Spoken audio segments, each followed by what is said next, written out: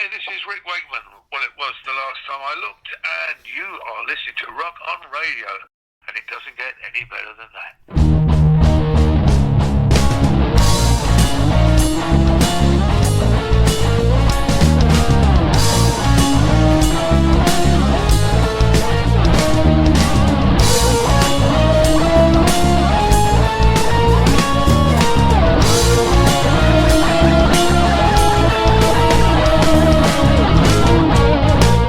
Hello, everybody, and welcome to yet another Rock on Radio. I am your host, Danny Coleman. Producer Claire has once again left me unsupervised, so you know what that means. That means that we are not in the two-track studios of Deco Entertainment. That means that Madison is not here, or Bruce. But don't forget about our contest to ply Madison with chocolate. That's right, the first 5 people to send some sort of chocolate element to Rock On Radio at P.O. Box 10214, Trenton, New Jersey, 08650. We'll get a Rock On Radio prize pack.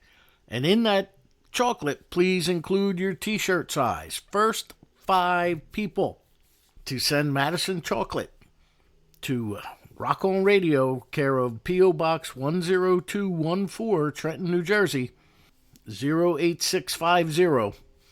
We'll get a Rock On Radio prize pack. Rock On Radio is brought to you by O'Connor's American Bar and Grill of East Hampton, Mount Holly, New Jersey. They are the official caterers of Rock On Radio. Phoenix Art Supply and Framing, located on Southeastern Road, otherwise known as Route 611, in Doylestown, Pennsylvania. Jenny Schaefer has been providing quality art supplies and framework to the Delaware Valley and the Doylestown area for more than 41 years. Phoenix Art Supply and Framing. Lillipies of Princeton. They are the official dessert provider of Rock On Radio, and they are located at 301 North Harrison Street, inside the Princeton Shopping Center in Princeton, New Jersey. Dee Dee's Lights. Dee Dee is the official candle maker, otherwise called a chandler. The official chandler of Rock On Radio. She makes all of the candles that you will find inside all of our prize packs and charitable giveaways. Go to dd'slights.com, NewJerseyStage.com. If you want to find out what's happening across the Garden State and beyond in arts and entertainment, go to NewJerseyStage.com. This past week, my column was on Rock On This Week's Soundbites, was on our buddy Jake Thistle, who's made it through the first round of auditions and is currently at Hollywood Week in Nashville of American Idol. Much luck to Jake. Matter of fact, I've got a segment with Jake coming up. The Jersey Shore Jazz and Blues Foundation. Jersey Shore Jazz and Blues Foundation does much charitable work. Matter of fact, Christine Zemla and her husband, Scott, the blind squirrel, just came back from Clarksdale, where they presented a couple of scholarships to up-and-coming blues musicians, youth blues musicians. Go to jsjbf.org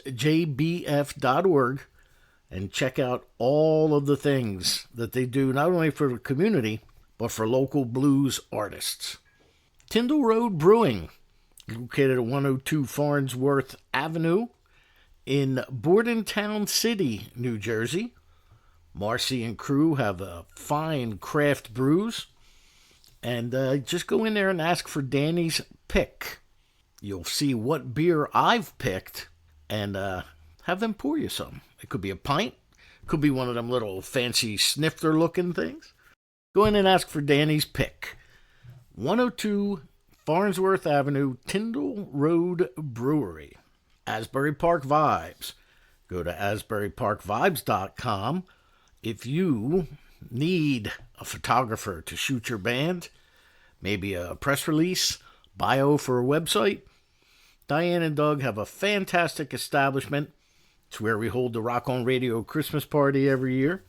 And they will gladly take one of their staff photographers, photograph your band live, or do headshots for realtors, anything you need. Go to asburyparkvibes.com. Sinister Footwear. Go to sinisterfw.com and buy any of the crazy wild socks that Tina sells. And use the promo code DCRSOCKS at checkout, and you'll get 10% off your order. That's Sinister Footwear. Go to sinisterfw.com. I believe that's all of our sponsors. See, without producer Claire here giving me all kinds of hand signals, sometimes I tend to forget. If I do, I'll get back to you. Or if I don't mention you, just know that I'm sorry, and next week we'll be back to normal. Tonight we have what I call a Franken show. As I said, producer Claire and Madison have left me unsupervised. I have an interview with Jake Thistle. I have an interview with Rick Wakeman. I have an interview with a woman named Maury Muehleisen, whose brother Maury was responsible for the guitar sounds and was Jim Croce's guitarist for pretty much all of his biggest hits. His name was Maury. I've got a little interview with her because she's part of the documentary that I am in called Listen Up, Trenton Makes Music, all about music in and around Trenton, New Jersey. It's a great film, and I'm not just saying that because I'm in it a few times, but it's inspirational, and it opens your eyes to some of the things that happened in Trenton, New Jersey that you wouldn't think, like Maury Muehleisen being Jim Croce's guitar player, certain individuals being the first band signed to Apple Records other than the Beatles. They came from Trenton. There's all kinds of knowledge that you may or may not be aware of. But, as I said, I've got Maury, I've got Jake, I've got Rick Wakeman. I've also got an interview with Taylor James Davis. Now, normally Taylor and I do this face-to-face, but this year, due to some situations in my family, I just couldn't get there. So, if you want to find out more about us before the show begins here, you can go to Danny Coleman's rockonradio.com or the quick link, DCROR.com for short. Or you can go to facebook.com/Danny Coleman's Rock on Radio 2, the number 2. Instagram is at Rock on Radio, all one word, all capital letters. Well, I'm not going to make you wait. I'm going to start this off with Jake Thistle, who's just put a brand new single out, too. I'm going to see if I can get a hold of that, called Sleep on Me. Came out on Friday. And then we'll do some Maury Muehleisen. I'm not sure. Stick around. We got a great show. And here's Jake. All right. You know, Jake, it's funny. You remember Claire, right? My producer? Yeah. She's just said to me several weeks ago, before all this came to the forefront, you know, we haven't talked to Jake Thistle in a while. We should reach out to him, see if he wants to come back in studio. Well, I appreciate that. That means a lot. Well, maybe when this is all over and done with, you know, at your leisure, you let me know. We'll have you in. Sure. Sounds good. All right. So you got to tell me, buddy. I mean, you know, you've not had problems ever, as long as I've known you, getting gigs or so on and so forth. What made you do this? Yeah, well, you know, it was something I was really excited about. You know, producers had reached out, you know, for a couple years, and the timing was never right or anything like that, just because of, you know, I had a record coming out and I couldn't get down, or I was on the road, or school was going to get in the way. And so, you know, they reached out this year, and it just seemed like it was sort of the right place and the right time. You know, we have a record coming out sort of vaguely in the middle of this, you know, coming year, and you know, I was done with school in December, so it all just seemed like things would line up, and I had the time, and so, you know, for me, as you know, playing and writing is everything, and just getting to connect with people is one of my favorite parts of the job, so I was really grateful for the opportunity just to go down, and you know, it's one of, if not the biggest audience I've ever, you know, gotten to be in front of, so I was really grateful for that opportunity, and just if there was a way to get some, you know, more eyes on the project, and, you know, maybe get the music to more people that it might connect with, that was something I wanted to try. So that was sort of the thought process behind going down. Okay. You said something that kind of caught me off guard there a little bit. The producers reached out to you. Had you done this before? How did you get on their radar? I think it was, mostly just through, posting and the producers and everybody that works at Idol is they're all really great and they're all really on top of things. And I think they've got a great finger sort of on the pulse of, independent artists and what everything, that's sort of going on around the country and different genres of music and things like that. So, I guess they just sort of, I got on their radar through, maybe the YouTube covers or like Instagram Reels or something like that. But as you know, I'm no stranger to trying to, plaster my face on every music site. So, Last time I left you, you were heading over to the UK to do a Springsteen tribute for somebody over there, if I recall correctly. Oh, yeah, that was 9 years ago now, I guess. Was it that long ago? 2017 I did that tribute, wow. Yeah. Oh. Wow. So I'm taller now than last you saw me. Yeah. So that means you're way overdue to come back in on the show when you get this all done with. So how exciting and nerve-wracking was that to stand in front of those three? Carrie Underwood and Luke, they're the stars of today, but you got a veteran there like Lionel Richie. I mean, for sure. Yeah. It was a blast. I tried my best, to treat it like any other gig because I know that that's really where I thrive, and I knew that walking into this, the most important thing for me, when doing any sort of televised thing is just authenticity and trying to make sure I'm as genuine as possible. So to sort of, foster that, I tried to just treat it like I was preparing for any gig. But of course, it's not any gig, and I knew that, and I knew I was going to be standing in front of those three people, and so, there was definitely a sort of. Walking in, I knew the gravity, and I knew the talent and how special it was that I was going to get to not only talk with them but play with them, play for them, and get their opinions on the song. And so I definitely knew that going in, but I was more excited than anything because I've learned the best, just sort of getting thrown in the deep end and figuring it out. And so I think this is sort of like a really massive way to foster that. That's. Because I'm now, of course, last night I turned it on at 9 o'clock, and so I missed you in the first hour. But I'm thinking to myself, watching the rest of the show, I'm sitting there thinking, those three people, that's bigger than any audience than you've ever played for at the Stone Pony. That's, Well, that's great. So, is it actually in Hollywood or is it in Nashville? Where are we going the next time we see you? Yeah, I think this is the first time they've done this. Brett might know better than me, but this is the sort of Music City takeover for Hollywood Week. Okay.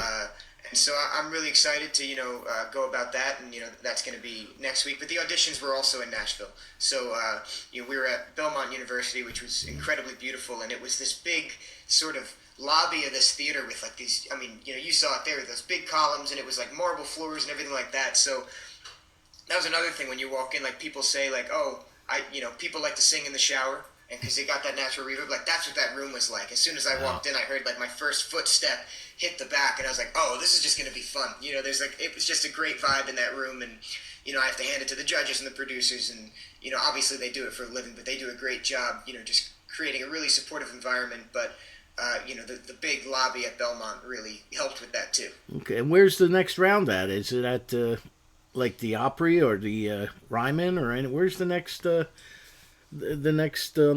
thing? So Hollywood Week, they filmed also at Belmont University. Oh, okay. So same place. But a little bit of a different section. So it's going to look totally different, and it's going to be a different stage, and but I really can't wait. I was super excited. To have another opportunity to get to, play in front of them, and, they brought in a little bit more of an audience than in the previous round. So that's going to be fun, and I really can't wait for everyone to see that as well. Speaking of everyone, how's the family doing with it? Everybody's doing great. Yeah, I've been really, really lucky. I'm the only musician in my family, but they've all been 100% supportive of everything. And so, as you know from talking to me when I was, I guess, 11 years old or something like that. They had to drive me everywhere for quite a long time. So now that I'm 17 and I'm 21 now, but once I turned 17, right, they could get their weekends back because I could drive myself. So they're good, and they're very supportive, and they still come to a lot, even though they don't need to physically be there. That's fantastic. So win, lose, or draw, what are you taking away from it, Jake? Well, the big thing for me was just, really learning as much as possible, like I said. And so I'm really proud of how the audition went. I think it was really as authentic as I could have been. And so, in a lot of ways, I feel like I've already won just because, I went there and I accomplished what I wanted to. And it really meant a lot to get their opinions and their advice on the music and the project and everything like that. So I'm really taking away all these experiences. I'm walking away with, hopefully lifelong friends from, some of the other hopefuls I met. And so, I'm just here to have a great time and learn as much as I can. And I'm really excited that I have the opportunity to continue at least another week. Great. And before I know, I got to let you go. But before you do, I see you're releasing a new single this week too, huh? Yes. Yeah, that's right. Nice. On Friday, I have a song called Sleep On Me coming out. And I can't wait. I'm super, super passionate about this song. We recorded it with a live band up in Boston at a beautiful studio up there. And so it's a little different than how I've recorded things in the past. A lot of times it's me and another producer, and we'll just kind of go back and forth and overdub things. And so this was a really cool way to, get some other ears and, players on it and, really start to really let the song breathe and sort of live as a performance and a recording. So I can't wait for everyone to hear it. Fantastic. Will that be creeping its way, any originals into this competition, or is that not allowed?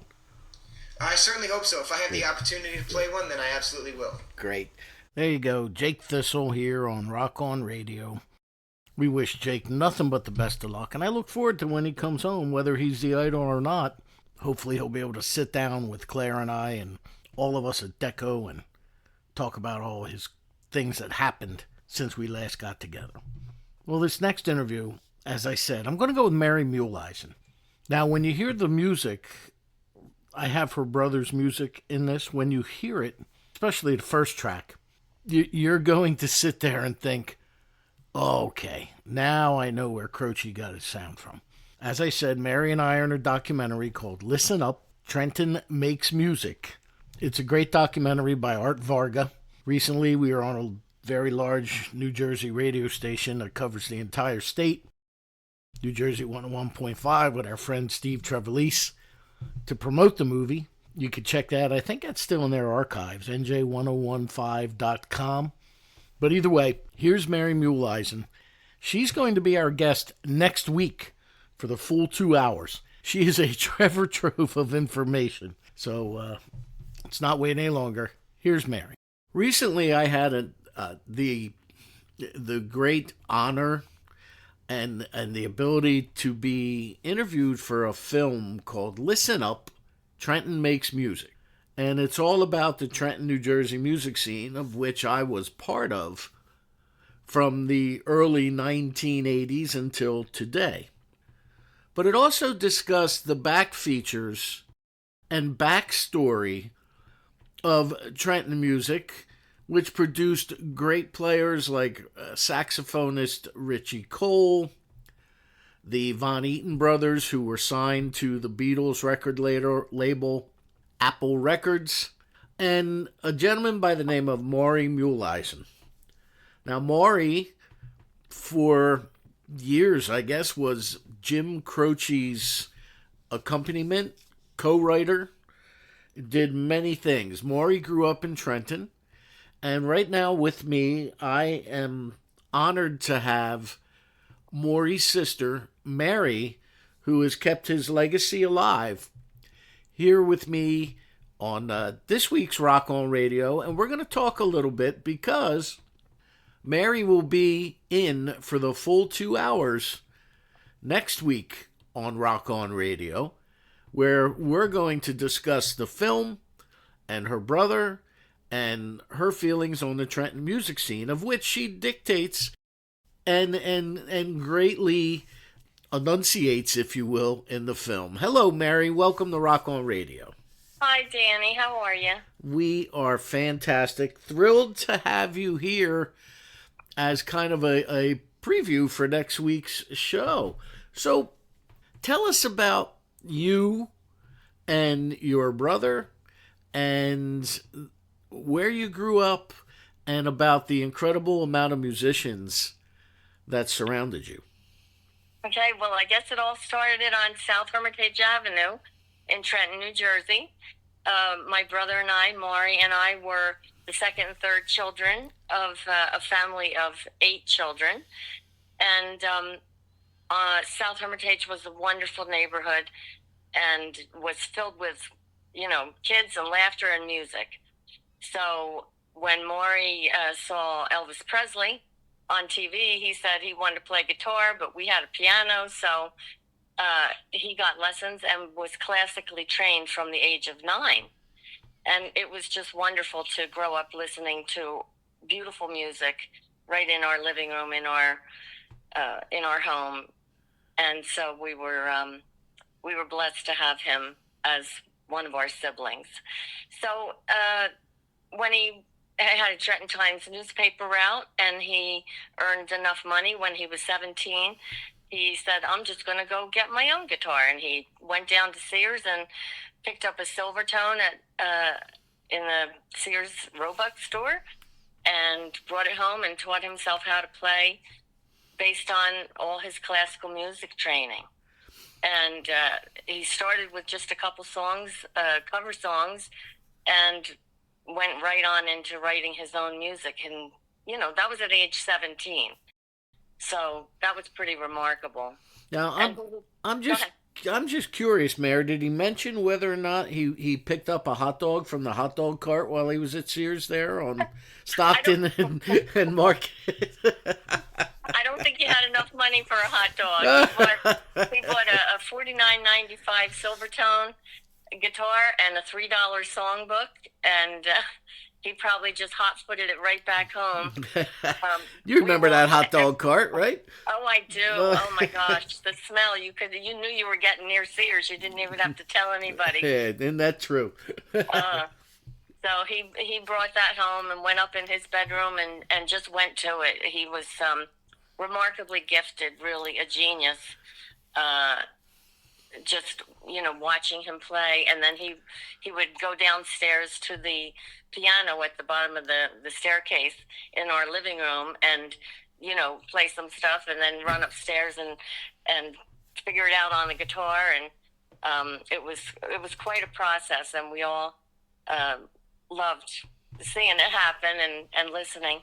And so he went off to college, Glassboro State, which of course everyone knows is now Rowan University. But when it was Glassboro, he went off there and, didn't end up staying. He was sort of discovered, I guess you'd say. There was a professor there, not one of Maury's teachers, but a guitarist himself. His name was Joe Salviolo and kind of went by the name Sal, Joseph. And he said to Maury, I have some friends in New York I went to college with, well, a friend, and he's partnered with someone else. His name was Tommy Picardo, going by Tommy West, and his partner, Terry Cashman, had become record producers in New York City. And he said, if you could put some of your songs on reel-to-reel tape, I would love to have them listen. They have another fella up there, another friend of mine who I went to college with at Villanova with Tommy, and his name is Jim Croce. But he's not making it in the music business. Things aren't going so well. His record isn't selling, and he's going to walk away from his contract. So they might be looking for someone new, and I'd like them to hear your music. So that summer was the summer of '69. Maury put together a reel-to-reel of some of his songs, and Joe made sure that Tommy got them, and Tommy and his partner Terry Cashman listened and said, whoa, this kid, he sings and plays and writes all this himself. And he said, you got to get him up here. So they it was kind of ironic because it was like ships passing in the night. Maury went up there and recorded some of his songs as demos. And the very next day, and they said, you've got to do them all today because we've got a guy who's, walking away from us, and he's got to record everything tomorrow in the same studio. So, that was Jim. Jim and his wife Ingrid had to record everything they had up to that point because they were still under contract. So, they didn't see each other. They just, Maury was in one day, Jim was out, and then Jim and his wife moved back to Pennsylvania. These guys sent Maury's music to, I guess, Capitol heard it, and they signed a contract with him right away, singer-songwriter and recording contracts, and he was on his way. They made an album. That was in, let's say, September of 69 was when he signed those contracts, and his album was produced that summer in the summer of 70, and his album came out in November 1970, Capitol Records. It was so exciting because, we found out the day that the albums came out, and they were being delivered to the stores around downtown Trenton, and Maury came home with a bunch of albums, and we could each have one, and I said, I don't want one. I said, I'm going to go downtown and buy one myself. So that was, I wanted to, give my contribution. It was probably $3. I don't remember what I paid, but, albums weren't that much back then. Do you remember what record store it was that you bought it from? I'm 99% sure it was Hal's Sight and Sound in downtown Trenton. Okay. And they were so excited because my dad and several of us kids, my older sister Peggy Ann and Maury and I and my younger sister Ann, all worked at F.W. Donnelly and Son, which was right along that right-hand side where the record store was.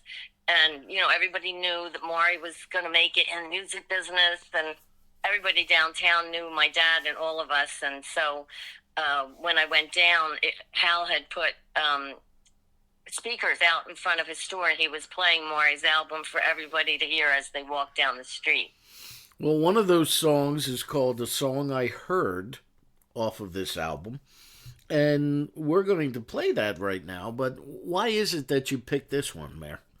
I picked that because that was the first song that was on the demo that Maury made at Joe Salviola's request, and when they heard that, they just said, it was so magical, and they loved it. And everybody can feel that way. Sometimes you just have a song on the tip of your tongue or the tip of your brain cells saying, what is that song? And you just can't,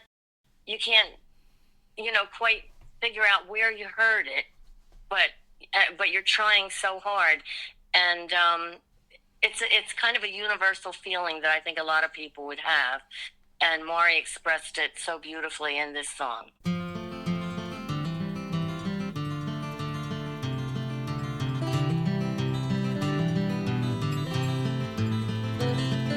When I was young, I heard a song I've never heard again. It haunts me day and night just like it haunted me back then. It stays just inside the edge of my soul and just outside my mind. And so I go on searching for a song I heard one time.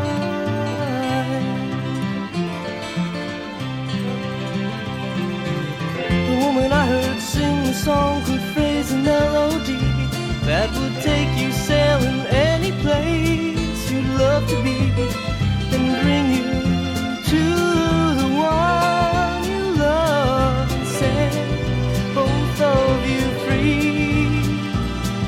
So help me find the song I heard one time that means so much to me.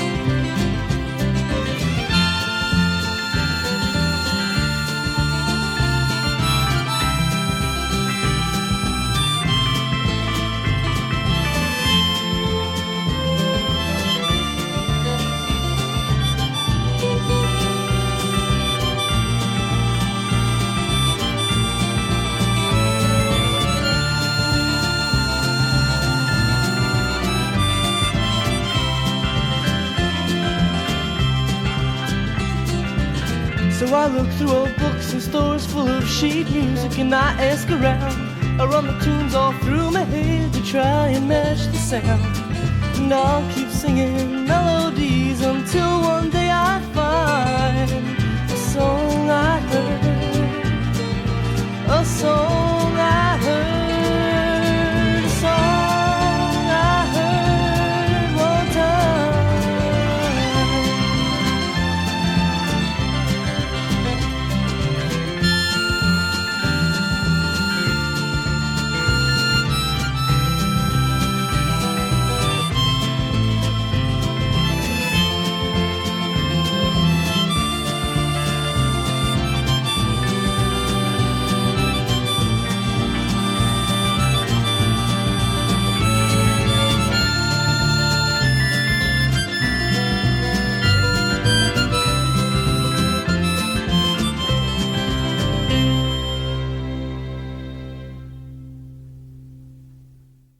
A song I heard from Maury Muehleisen here on Rock On Radio.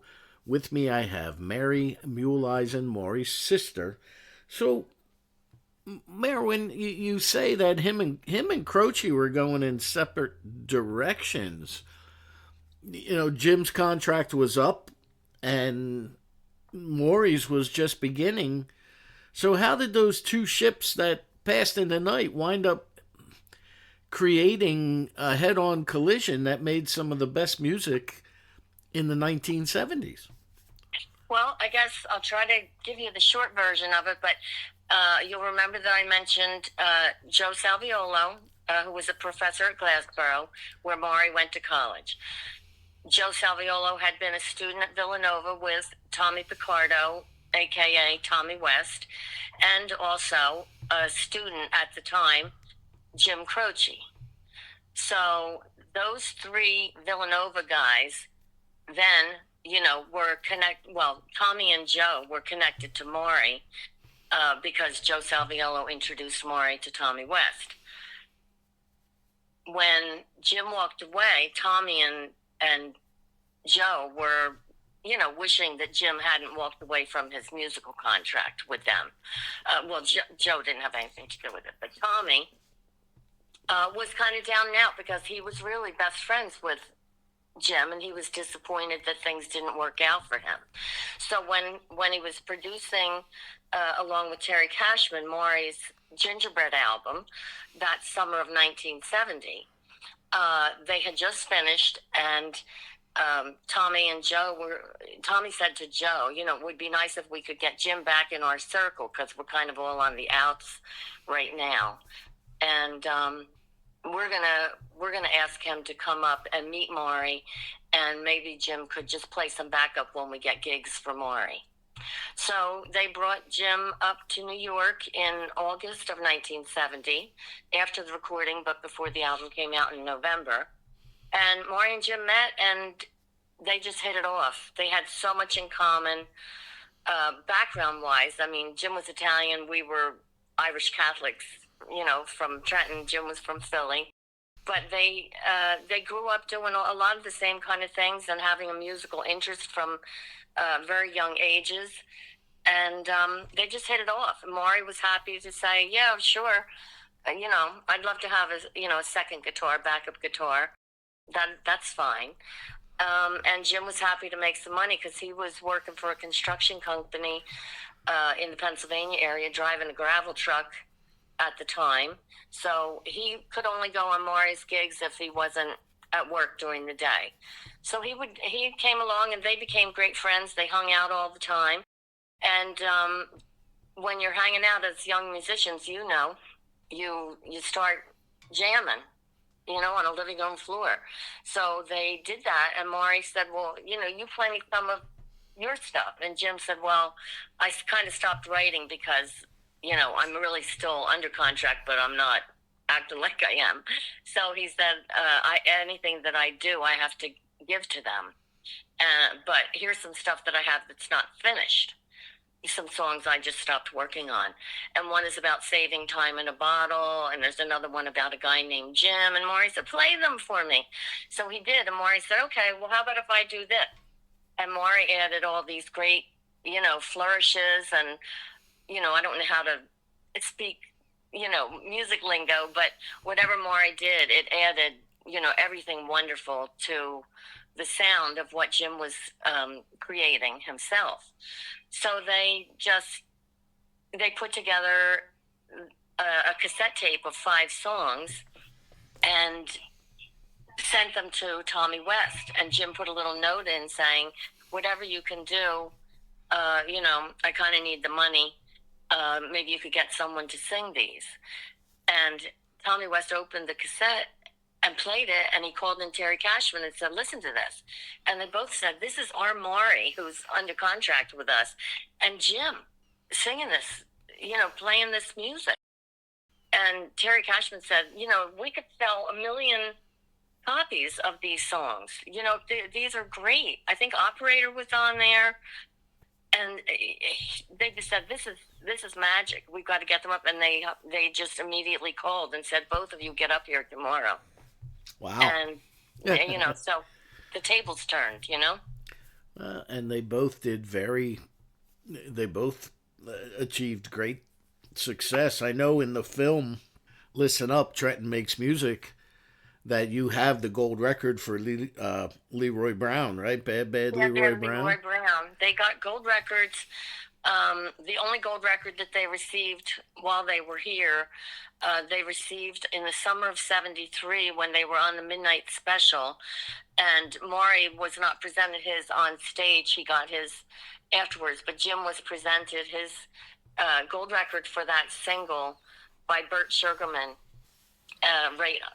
During the show. It was, if you get a chance to go on YouTube, I think you can see that Midnight Special, and you can just see Jim's eyes and how proud he was. I think he even looks back at Maury and Tommy West, who often accompanied them on piano if they were doing a TV show or a big venue.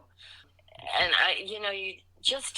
when you know somebody personally, and you see the joy in their spirit, in their eyes, and you're so happy for them because you can tell they're realizing, wow, I'm really making it, and that your brother's part of it. And these 3 guys were such great friends. It's just a feeling that's kind of indescribable. I don't recall if you said in the film or not, that first time you knew Maury was going to be on television? Yeah. Did you guys all huddle around the TV, all your friends and family over there on South Hermitage? Yep. That must have been fantastic. It's just, it's Maury and Jim. Maury would call home everywhere he was, every day. He would call home, and, Mom would mostly take the calls, but if we were around, we were all like, what's he saying? What's he saying? There was no speaker phones or anything back then. But he would call home and say, "Oh, we're going to be on Johnny Carson in a couple minutes. We're backstage with Danny Thomas, and we're going to go on next." And telling Mom and Dad, make sure you let the kids, because we had 4 younger brothers, and there would be school the next day, and they'd be, make sure you let Joe, Tom, Michael, and Robert stay up, and watch the show, because it was on late at night. It was recorded, out in California, but it was on our TV late. So yeah, like 11:30, I believe it used to come on. It was. Right after the 11 o'clock news.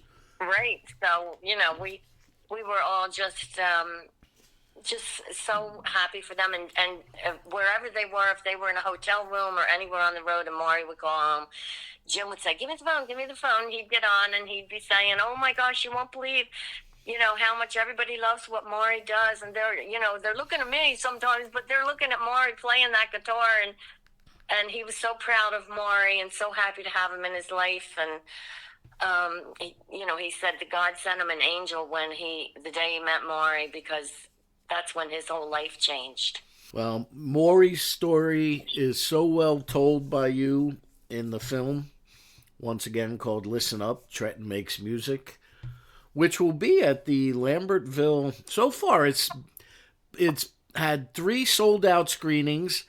The one at the Starving Artist Cafe in Stockton, New Jersey, is sold out on March 15th. and that's fantastic for our friend Todd the Mod. And the one at the Lambertville Elks, I think, is almost sold out, which is March 7th. And your segment in that film really touched me, and I know it touched a whole lot of others in the audience at the premiere.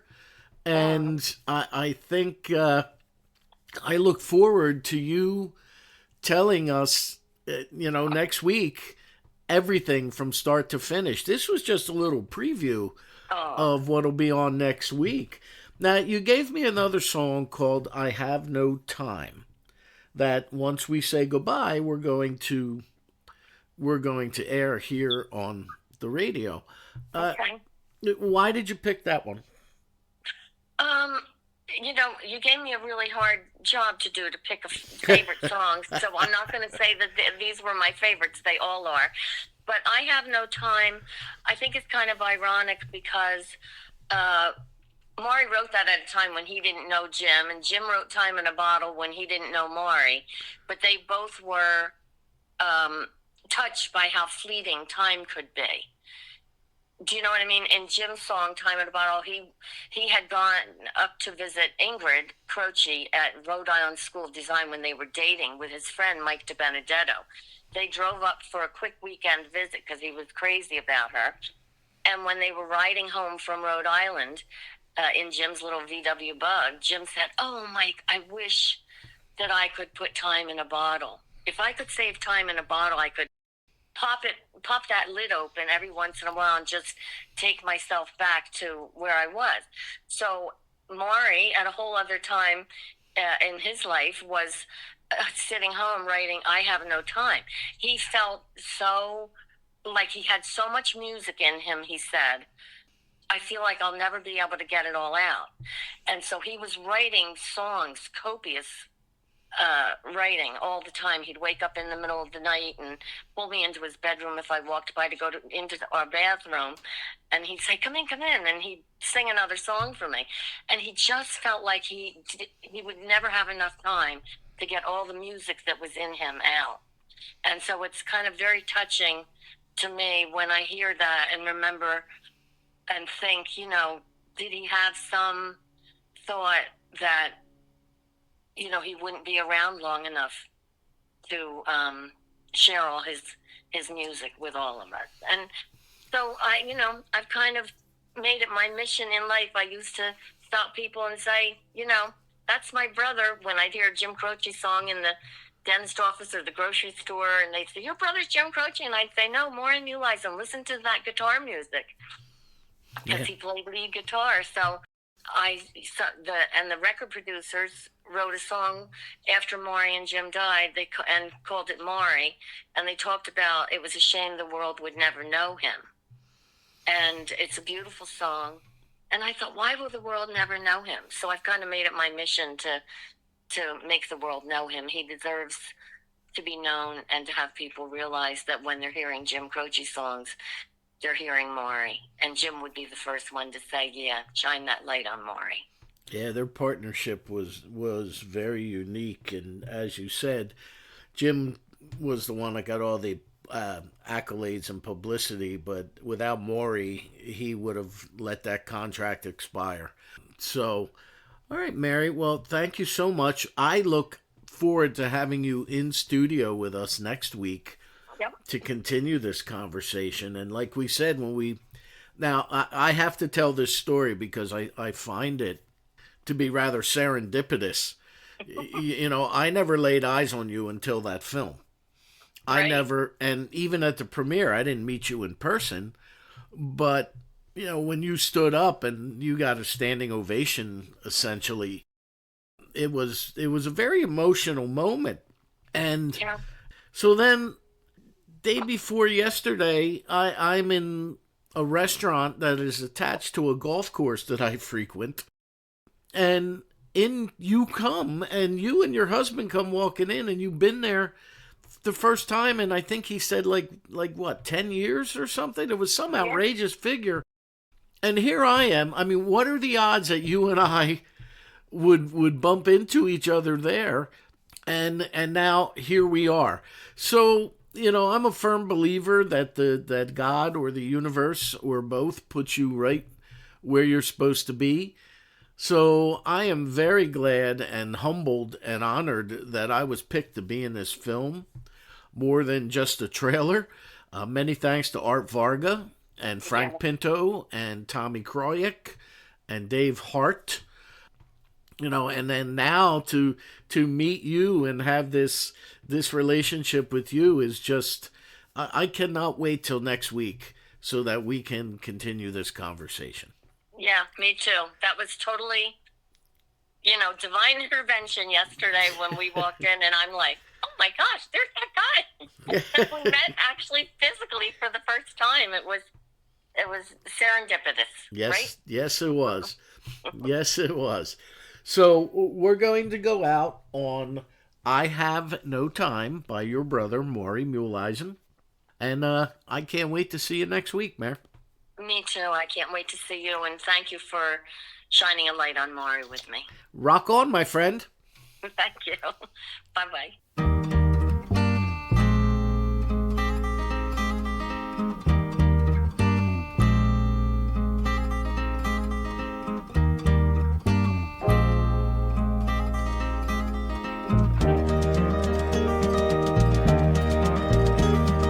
If I had the time, I'd be the first to take you to the sun.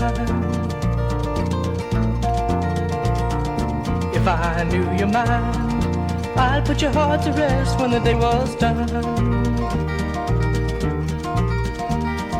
We could take a holiday, but I have no time. I have no time. When I was just a boy and the world was just a toy to play with, how could I know that you'd come into my life and want to stay with me?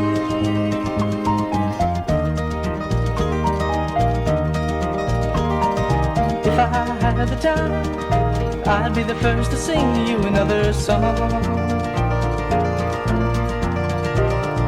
If you knew my mind, you'd know I'm coming back and it won't be long. We could take a holiday, but I have no time. I have no time. When I was just a boy and the world was just a toy to play with, how could I know that you'd come into my life and want to stay with me?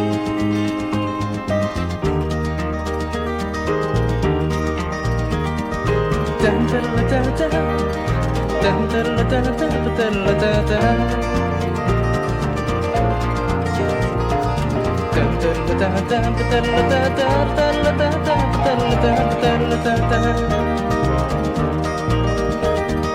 La la la la la la la la la la la la.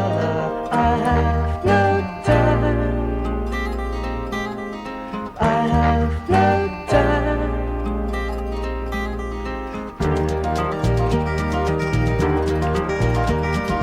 Dun da da da da, dun da da da da da da. Dun da da da da da da da da.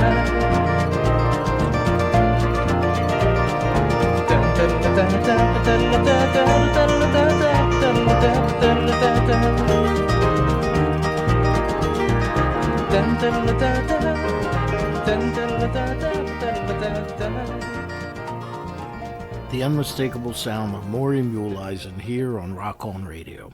That interview with Mary next week is going to be a blast. She really is a treasure trove of information. Well, here's another gentleman that's a blast. It's been quite a while since I spoke with him last, but he's back. He's still grumpy. He's the incredible progressive rock keyboard player, original keyboard player of the band Yes. Here's some time with Rick Wakeman, who has 3 shows coming to our area. One in Pennsylvania, one in Englewood, New Jersey, and one at the Vogel in Red Bank. Hello, Rick. Hello. Hello, Rick. How are you, sir? I'm all right, my friend. How are you? I am. It's good to talk to you again. It's been a while. I haven't spoken to you since the Grumpy Old Man tour you had. It's going back a bit. It's going back a bit. Yes, it is. How you been? Grumpy.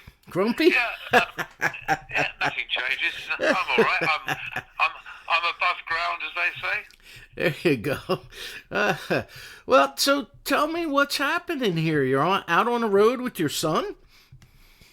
Yeah, going out with Oliver. I was meant to go out on a short two-person tour last September with a singer called Hayley Sanderson, who I've done a lot of work with.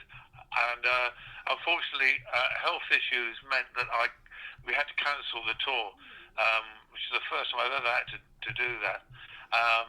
And then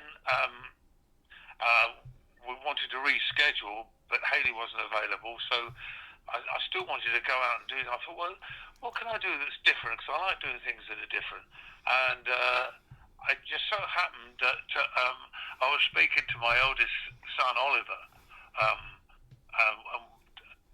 so I thought, you know what, we've done shows together. I mean, he was with the band when I did King Arthur at the O2 in London a few years ago, and we thoroughly enjoyed that. And he's been on stage with me and his other brother other brother Adam, the pair of them, and with his one of their sisters, Gemma. And I thought, do you know what? I've never done some shows with Oliver. That could be fun because he'll bring a different element. Because of course he spent 2 years with Yes, doing some stuff, and I thought we could put together a bit of a fun show, along with the great opportunity, of course, to insult each other on stage.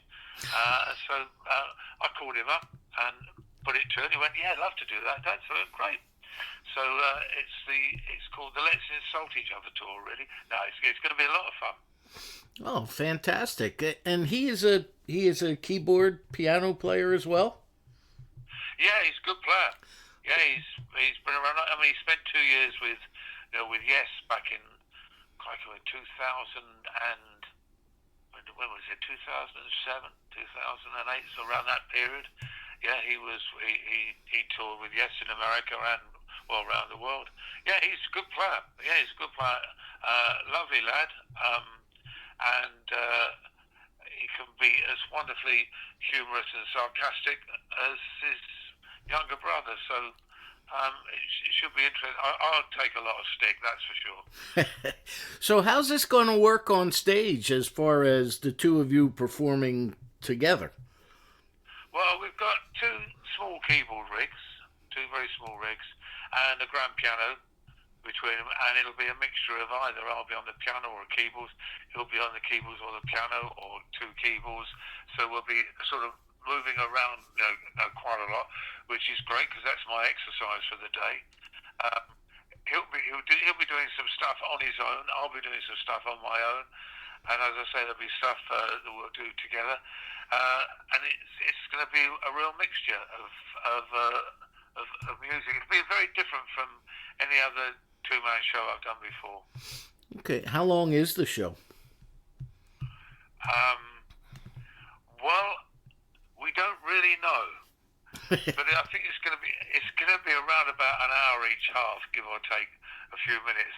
I'm guessing it's going to be around about that, but I suppose a lot depends on how the insults fly, how long each of our solo bits are in between the other.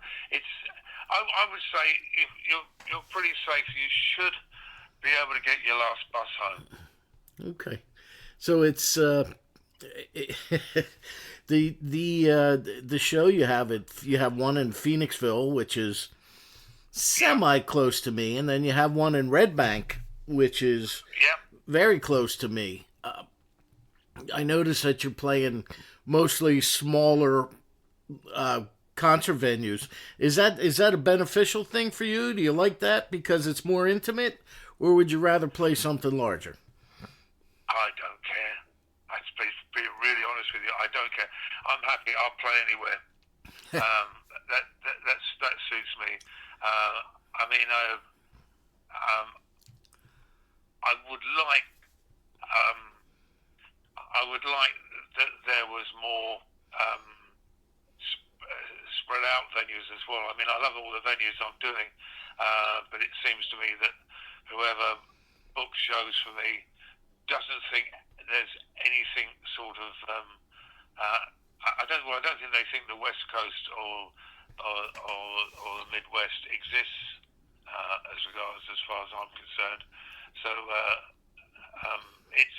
I would be doing more if. I suppose, but I suppose it's hard to put it. But I suppose it all depends. If promoters don't want you in their areas, you don't go. I think we're doing 13 shows. I would have been happier with 18 or 20, but for whatever reason, the promoters further west obviously aren't particularly keen on having me. So it's what it is. I'll play anywhere, and I'm happy to play anywhere. Most of these places, I mean, I've played Phoenixville before, and I've played Wakeman, and they're great places to play. They're lovely, intimate, small venues. Always have great audiences there, so they're a joy to play. Yeah, and I also see you're going to be in Englewood at the Bergen Performing Arts Center. That's another nice venue. Up there. I've done that before. I've done all of the venues that we're going to before. So it's almost like a bit of a venue reunion, which is lovely. Well, and I see that. I mean, this tour begins, this portion anyway, on the March 11th, and it ends up on the 29th of March. And you've got 3 dates in New Jersey. That's fantastic. We lucked out here in the Garden State. I love it. It's great. It's great. I mean, as I say, I know all of the venues. I'm really looking, and they're great to come to. And New Jersey's a great place. Such a musical state. It's incredible. Yeah, I know a lot of. I know that some of your peers, guys like Steve Hackett, and oh gosh, who else likes it?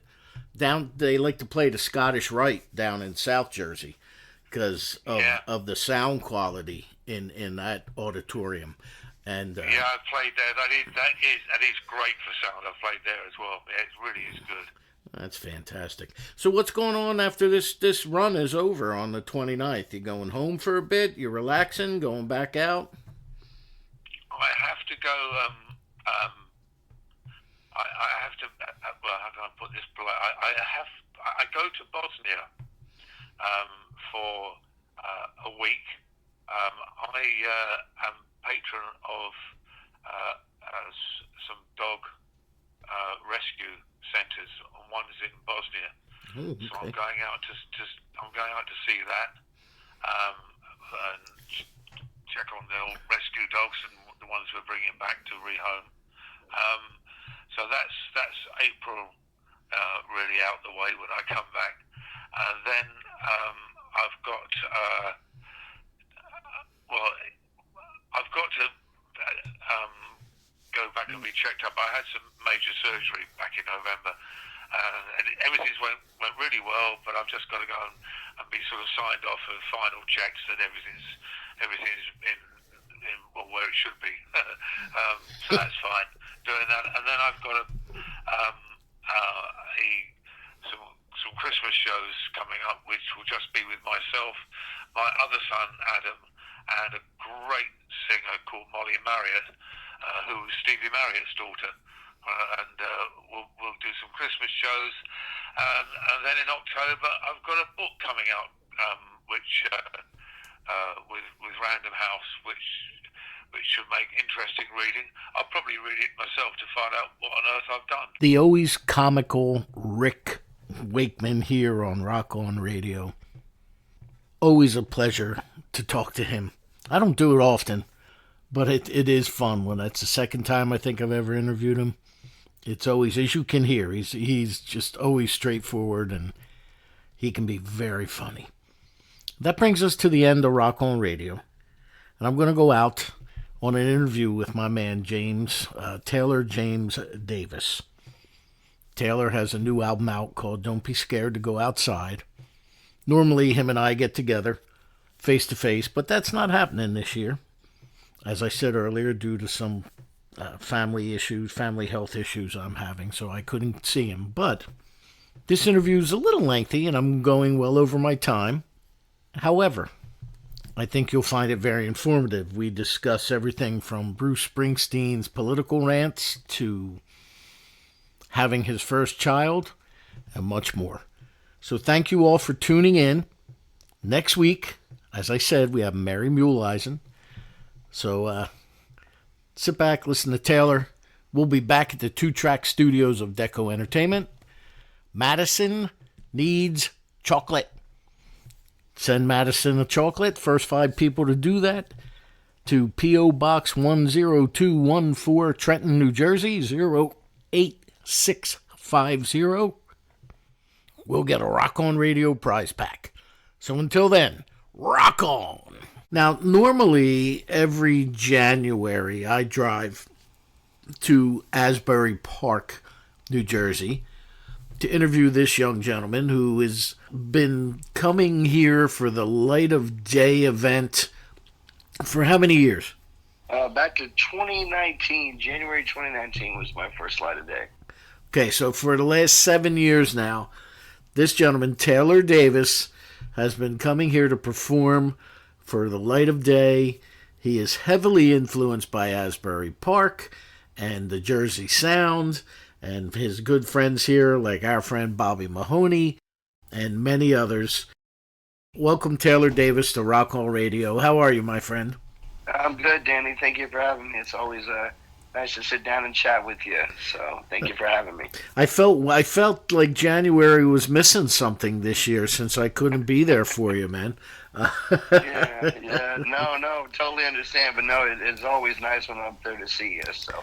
And I'm glad. I did miss, because this time you had your wife with you, and I did.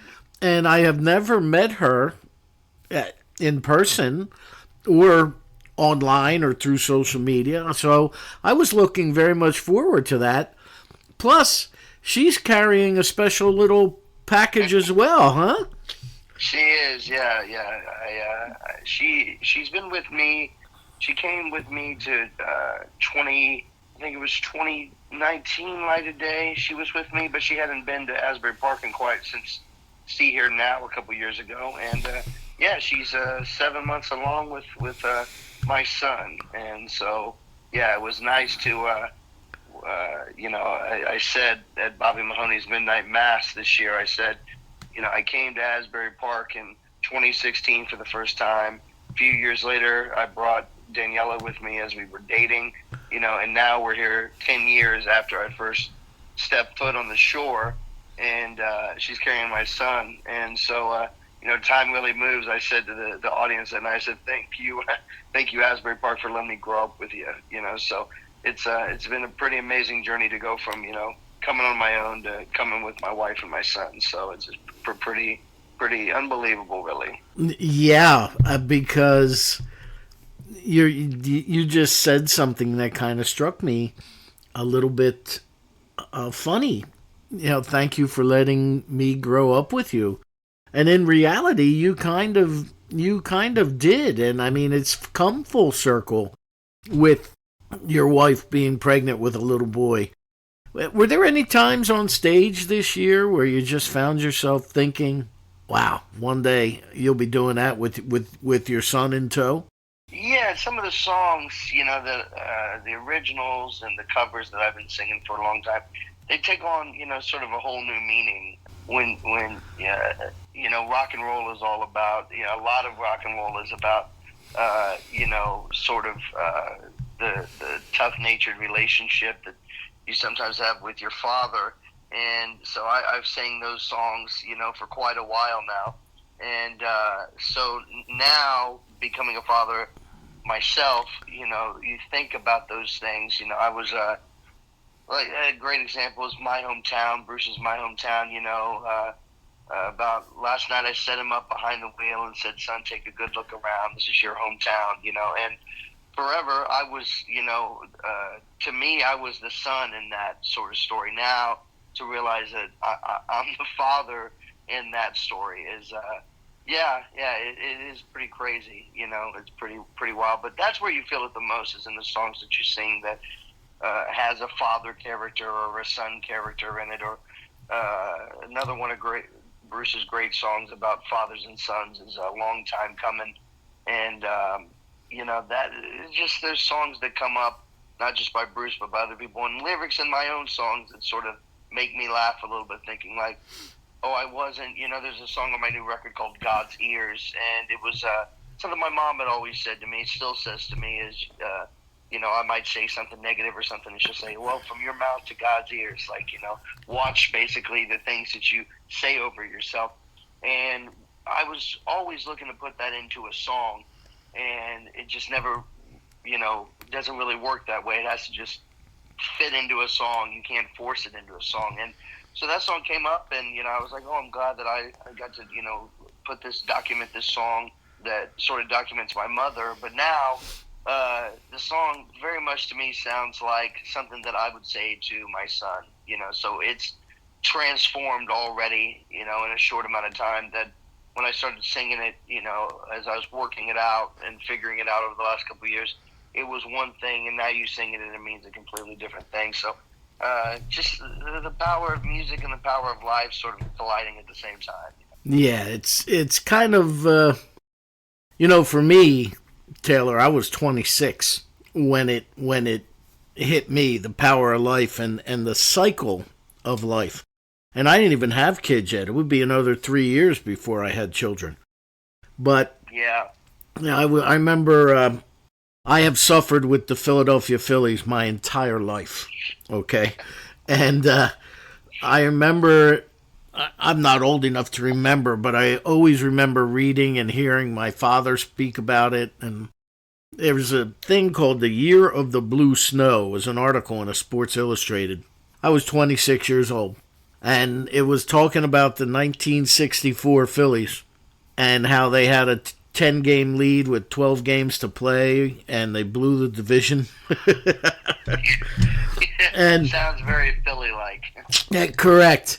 And, you know, little did I know that only 5 years later, I would be sitting, or 4 years later, I would be sitting in Connie Mack Stadium watching my very first ball game with my dad. Philadelphia Phillies and the San Francisco Giants. And Willie Mays was the center fielder. And here I am, I'm a 5-year-old kid, and I remember those green seats and the smell of the ballpark, and it got me hooked on baseball. And when I was 26, I'm reading this article, and I was 26. I had been married for about a year. I had just taken a risk and took a job that was going to provide for my impending family. And here I am, me and my ex-wife. You know, we're starting out, 2 young kids. And I realized, and that's when I went to work for UPS, and I realized I'm a truck driver just like my old dad. Yeah. And I was torn between, am I going to give my children the same life that I had, where my dad worked till 6 or 7 at night, and, you know, and it's a sobering time where you really just sit there and you're like, you just have to take stock of what is and what isn't important. And, you know, I guess you get caught up in thinking, well, I'm not going to do that because my parents did that to me. But then you realize you turned out all right, despite all of the, as human beings, negative things that we tend to remember. Yeah, that's because that's just the way we're wired. Yeah. So going forward, you know, for you, it's I have total faith in you, my friend. I think you'll be able to handle it. You. And I wish you and your wife nothing but the best, because thank you. You know, raising a kid's not easy, you know. Yeah. Well, the older I get, I realize nothing is really easy, you know, especially if it's worth it. But for all of the artistic insecurities that we all, you know, share to some degree, I don't really have any worries about my abilities as a father, and, you know, guiding my son. And you know, I think my dad and we had a pretty typical father-son relationship. And you know, I heard in the last year or two, I heard a phrase that says, you know, kids go through three phases with their parents, and especially a father and a son, is they start off idolizing the parent, then they idolize, demonize, and then they humanize them. And I think that's just three phases that, you go through. And I think the teen years and the late teens are sort of that demonizing phase. And then you become a man yourself, and you realize that, he's more than just my dad, and you see him just as your dad for the longest time. You start to realize, he was a man that, he had his own dreams and, went through his own stuff. And I think that realization comes after you have the realization yourself that you're not immortal. When you're young, you feel like you're invisible, or in my case, invincible and invisible. And then when you realize you have a moment at some point in your 20s, some people it happens later, but to me it was in my 20s where I realized, like, I'm going to die at some point. This is not forever. And I think that was sort of the beginning of, me and my father's, me starting to look at my dad in a different way, and, realize what he came from. And, he was a young guy from Indiana and really came from nothing and accomplished the American dream in such a big way without, support in a big way from my grandfather. My grandfather was very absent when it came to being there. And so the fact that my dad turned out to be the dad that he is, was and is pretty miraculous. And, you would never think about looking at those things when you're in your late teens or early 20s. But as you get older, especially on the brink of being a father yourself, you see, like, wow, quite extraordinary that he was able to be there in the capacity that he was, which was fully, and sacrificed in such a big way to provide for us. And so, I think that plays a big impact on my sort of confidence of going into fatherhood myself. Yeah, and you know what? What you don't know, you'll figure out. You know what I mean? Yeah. And just you cross your fingers and hope that you do it the right way. The only question I have for you, though, Taylor, is what are you going to do when he sneaks out to see a Springsteen concert in Cincinnati? Yeah, you got a good memory. Well, I won't be able to say anything to him because he's actually. My wife got pregnant right after we saw Bruce in Germany at the end of the last tour that he did with the E Street Band last summer in Gelsenkirchen. And I was thinking it was very close to being a similar story to me, that the first time that my parents saw Springsteen with me, I was in my mom's belly, and it was the early 90s when Bruce was with the other band. It was in Indianapolis at Market Square Arena. And my dad, funny enough, about 15 years before that, when he was about 13, 14 years old, he saw Elvis at Market Square.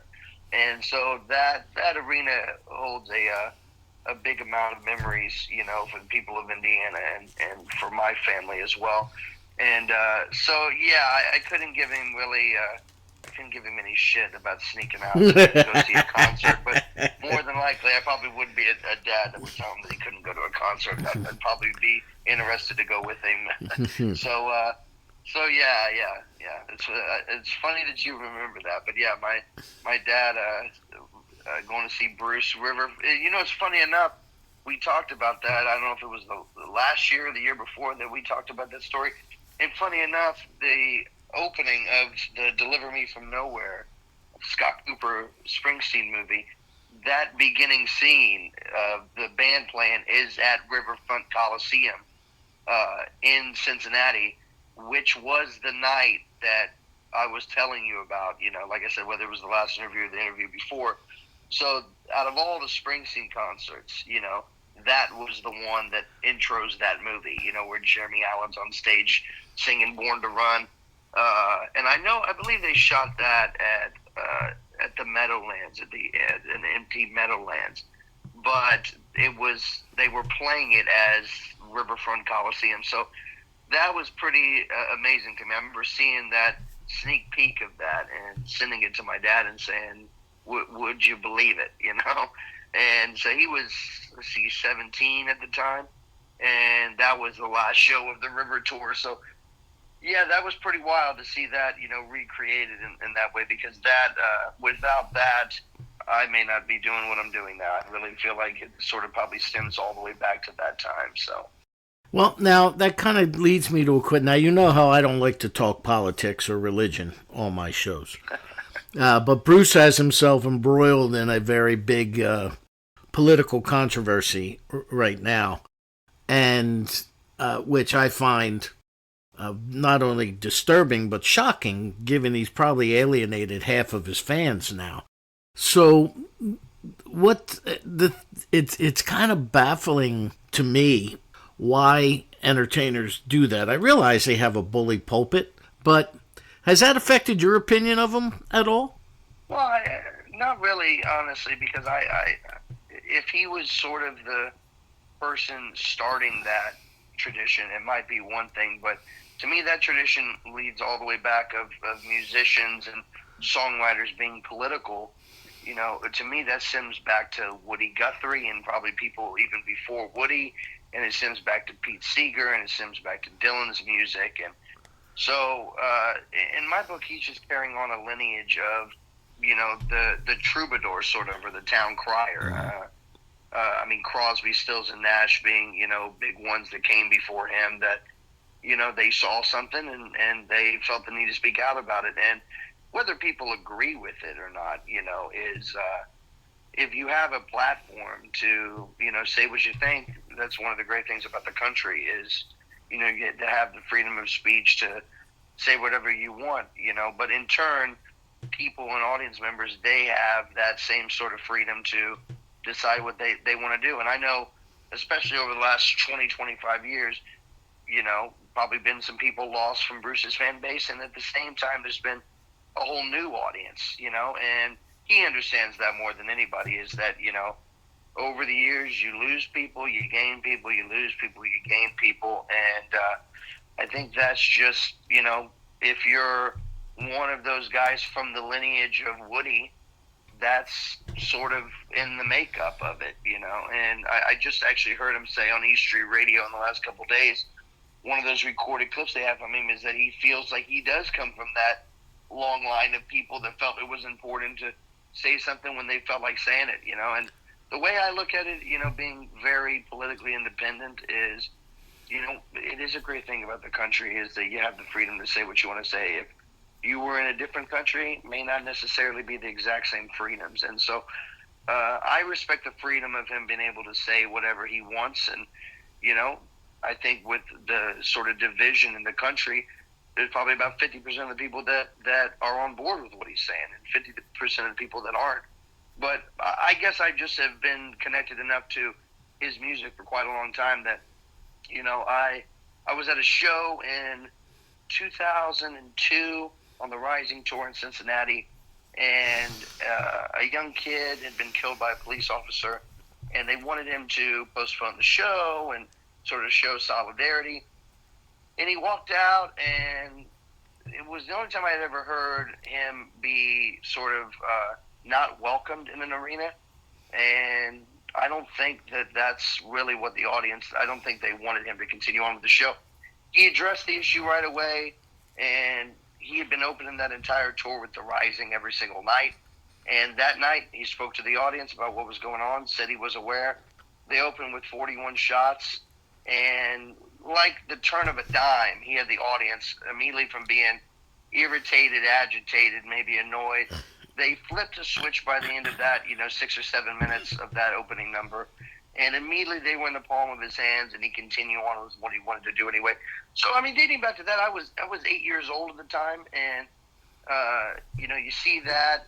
A couple years later, the Vote for Change tour, going out with Barack Obama, on both of his campaigns, and playing for Hillary in Philadelphia, and led in the Biden campaign to use his music. This is not new, for me, or shouldn't be new for anyone else, of, sort of how he has always been.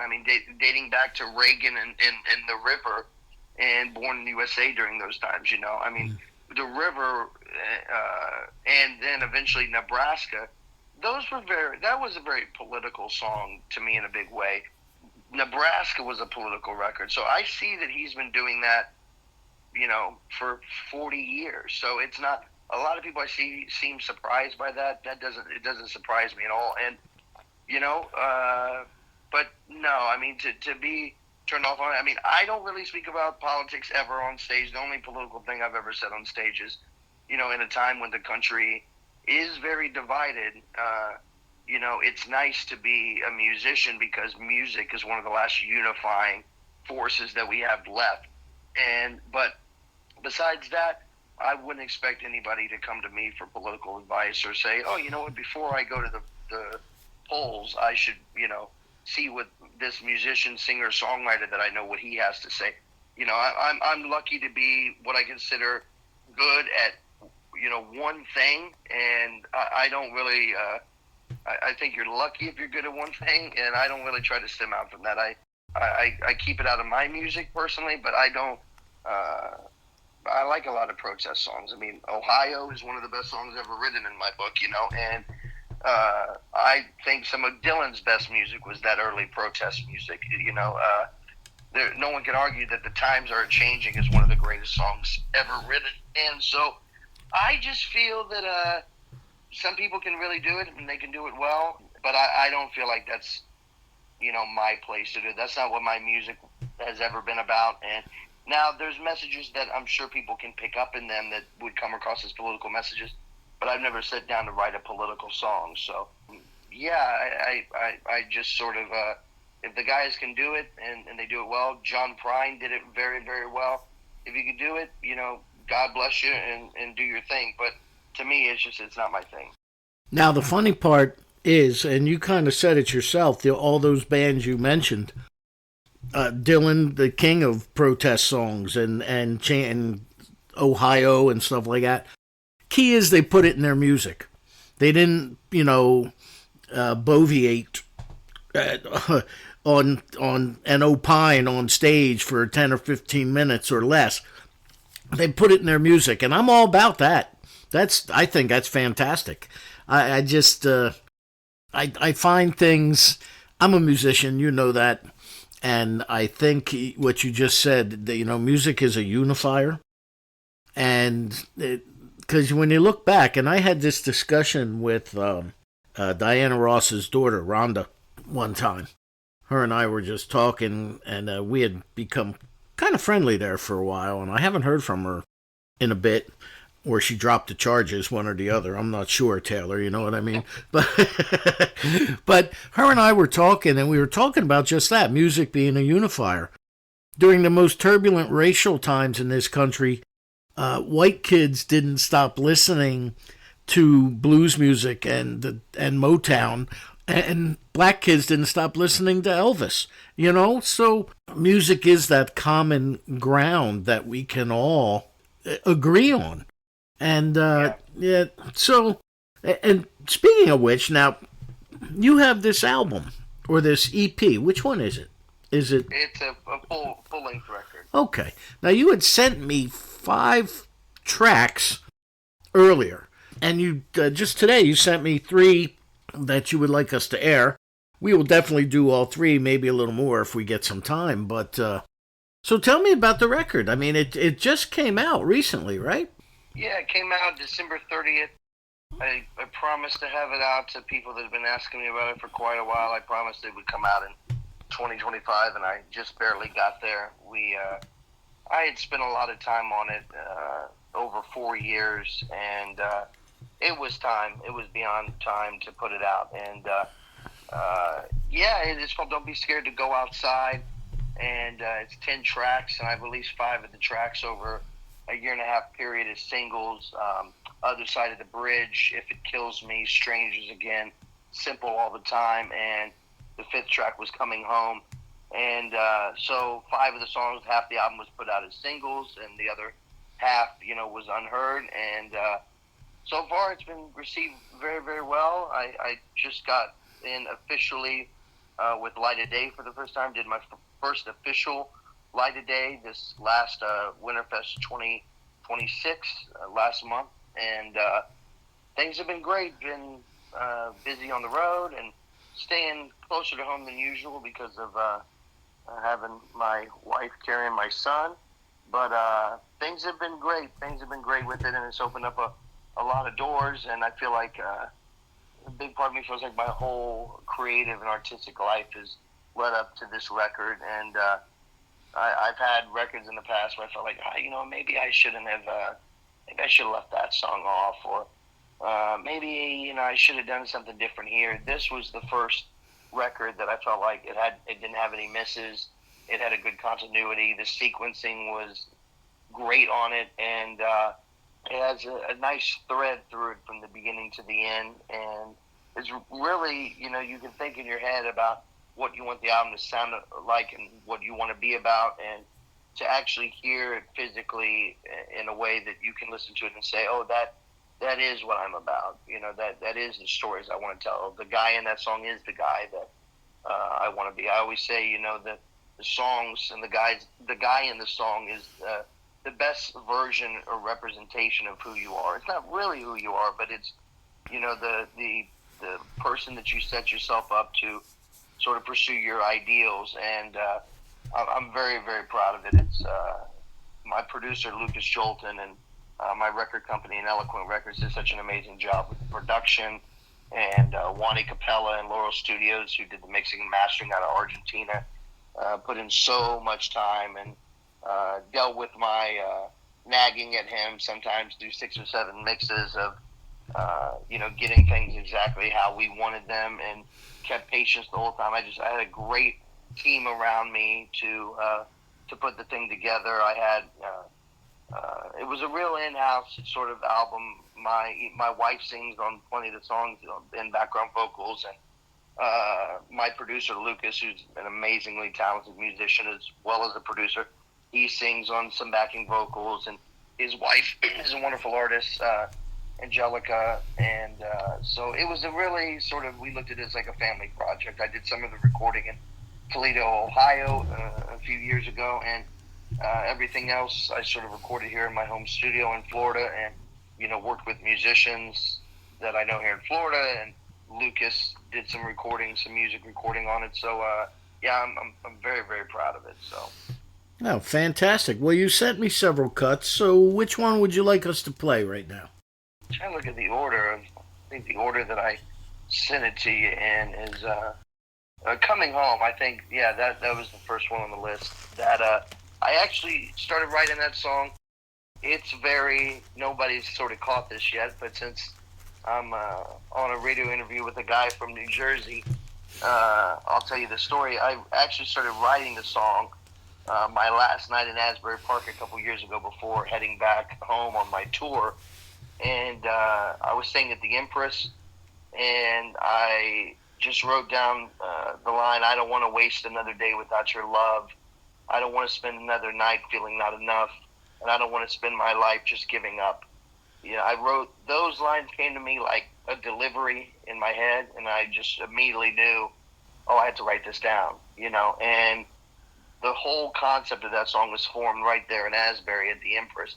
And took a while to sort of work out the rest of the direction of where the song was going, but there's a reference very early on in the song. We walked these roads together across the barren pines, and that was me slipping in a little New Jersey. I've always wanted to sort of have a New Jersey song, and I wouldn't even call this a New Jersey song, but it does have a reference to New Jersey in it, and it's sort of the first step in me working my way towards writing a really good, hopefully, New Jersey song in the future. But really, really proud of this song, and it's got a nice country feel to it, and it's got some banjo playing in it. It has strings that come in at the end and surprise you really nicely. I'm just really, really proud of it, and out of all the singles, it's one of the ones that has done the best so far as the reaction from the audience. So. Well, we walk these roads together across the barren pines. Beneath the trees, you were weak in the knees and drunk off of wine. The time we spent together, it felt like forever. It's gone in the wind.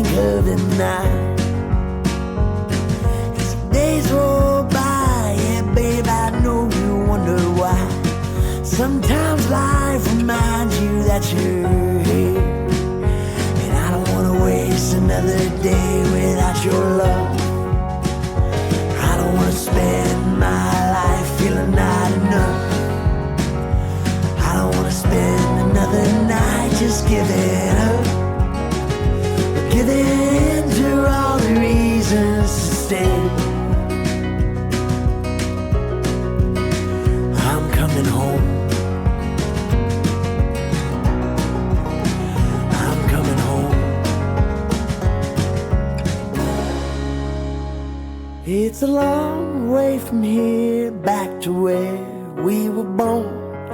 The years weren't kind so much on your mind, a crown of thorns. And the way you held your head when the world shot you dead, and still kept a smile when you were scorned. As the years roll by, yeah, babe, it's not so cut and dry. Sometimes life reminds you that you're here. And I don't wanna waste another day without your love. I don't wanna spend my life feeling not enough. I don't wanna spend another night just giving up. Giving in to all the reasons to stay. I'm coming home. Coming home. Yeah, I'm coming home. The place we call our own. 'Cause on this road I'm more alone, singing these songs. Running so long, running so long. And I don't wanna waste another day without your love. I don't wanna spend my life feeling not enough. And I don't wanna spend another night just giving up. Or giving in to all the reasons to stay. I'm coming home. I'm coming home. Yeah, I'm coming home. Yeah, I'm coming home.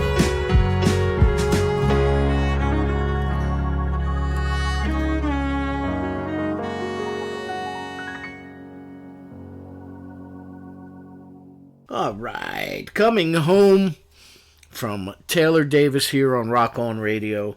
You know, this feels weird, my friend. I'm so used to doing this face to face, and I look forward to it as it's one of the highlights of my.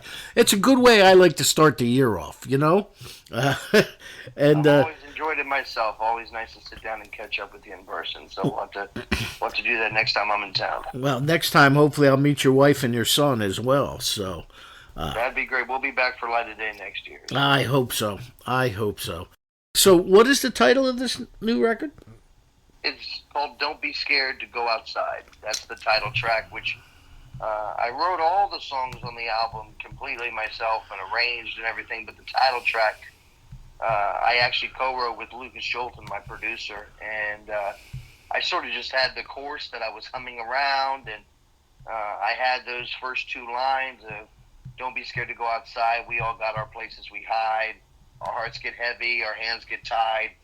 But I wasn't playing it, and I didn't know what key I was, singing in, and it was just sort of an idea. So we got to the end of the album, and Lucas said, I'd like to do this with you, and us do it together. This feels like a title track, and I didn't see any of the other songs as sort of leading the album, as a title track, and that one became Lucas and I.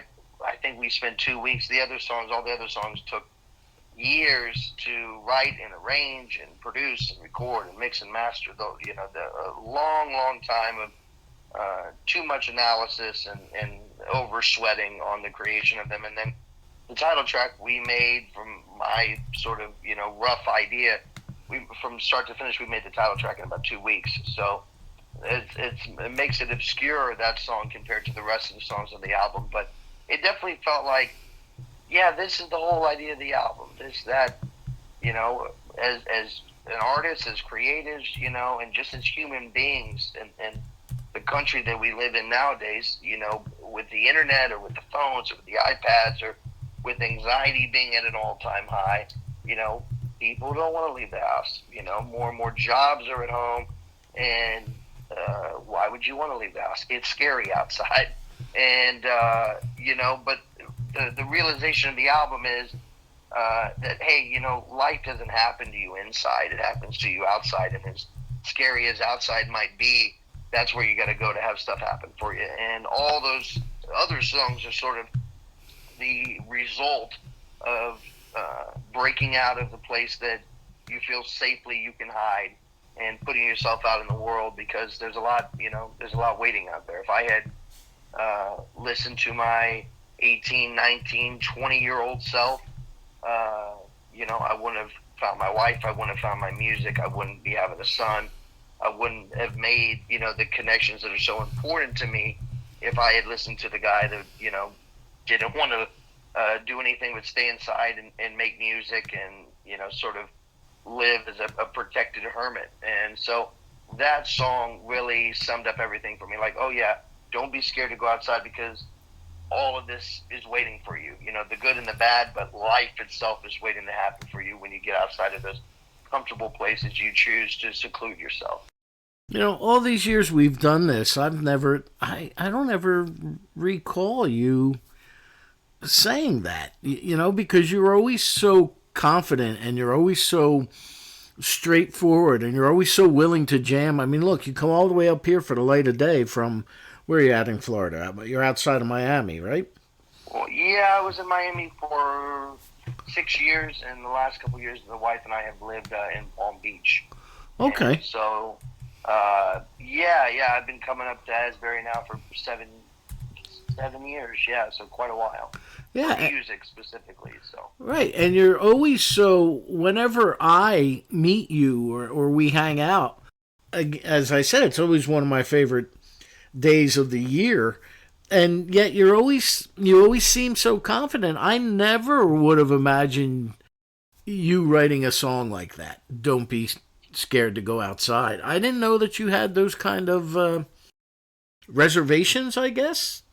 And I think that the music helped me to find, that confident sort of thing about myself, and the stage is an empowering place, and years and years and thousands of shows of playing on stage, you grow a confidence in yourself. And I think that in a lot of ways that, the best stage performers, that, a lot of them that I know, that's how they are, is that they're magnanimous in front of thousands, but have a difficult time talking to one person. And it's not a very normal or typical lifestyle in that degree.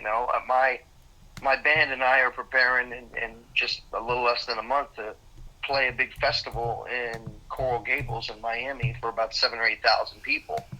And I know that when it's time to say good evening and kick into that thing for 3 hours, I will feel the most comfortable that I feel in probably 95% of my life. I'll feel a sense of purpose and confidence and just, the essence of who I feel like I truly am washes over me.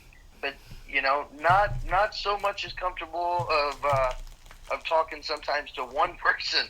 So, I think that the music gave me the confidence to step outside of my comfort zone and to define myself as a human being. And the first time I ever played was at an open mic at a coffee house.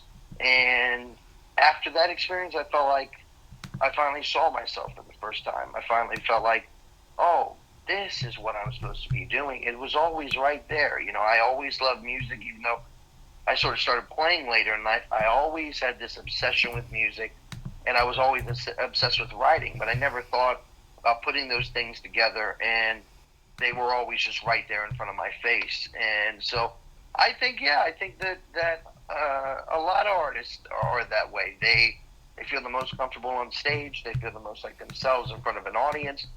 And then in other times in life, it's tougher to feel like yourself. And I definitely relate with that feeling in a big way, and I know I'm not the only one. Well, I'll tell you what, we got to play it now. Taylor. I know it's not on the list, but no, go ahead. We'll play that tune for you right now. Don't be scared to go outside. And this features your producer, Lucas Jolton. Is it? Yes, he's terrific. I would highly encourage anyone listening to go listen to it. He's got plenty of great original music, and not only is he one of my closest friends and producer, but just a brilliant musician. And he's singing on it as well. I sing the first and second verse, and then we sing the chorus together. He sings his own verse. We split the bridge in the singing. It was really like a brother sort of song, and he related with those feelings in a lot of ways.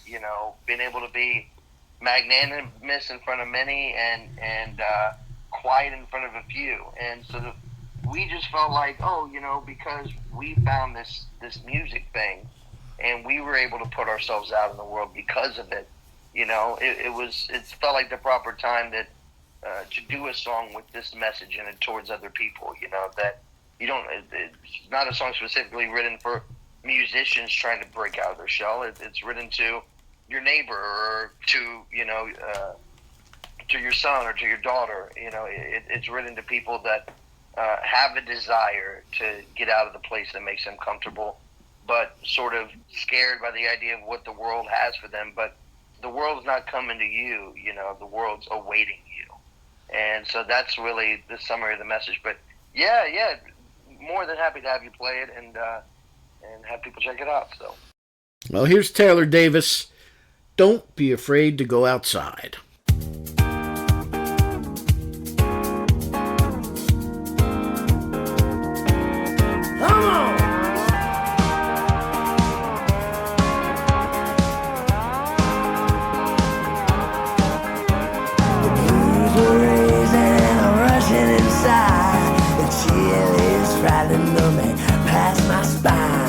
Further we swing, we come unbound. Our groans are tightening, let's hunker down. But I'm done, and days become hurdles. Yeah, I'll be gone with thinking afraid, chasing a light into the pouring rain.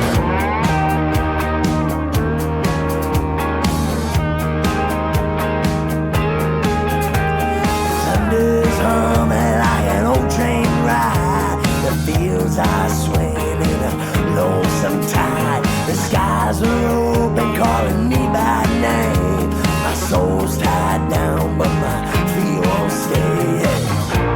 So we gotta get moving. Don't be scared to go outside. We all got our places we hide. Our hearts get heavy and our hands get tied. Still we gotta stand with the faith. Try. Don't be scared to go outside. We all got our places we hide. Your comfort zone, it'll mile you down. We're either moving forward or we're falling behind. Yeah. The news is breaking and I'm trudging the line. I'm still trying to heal from last time. Murmur of spring has come around, but my bones are screaming, let's hunker down. Dark chronicles and circles, yeah. And I'm sinking the spin to bury my past. I pretend to take. Don't be scared to go outside. We all got places we hide. Our hearts get heavy and our hands get tied. Still we gotta stand with the faith to try. Don't be scared to go outside. We all got our places we hide. The comfort zone, it'll mile you down. We're either moving forward or we're falling behind. Took the fall, the heavy heart, and nothing can stop me from coming back. Oh no.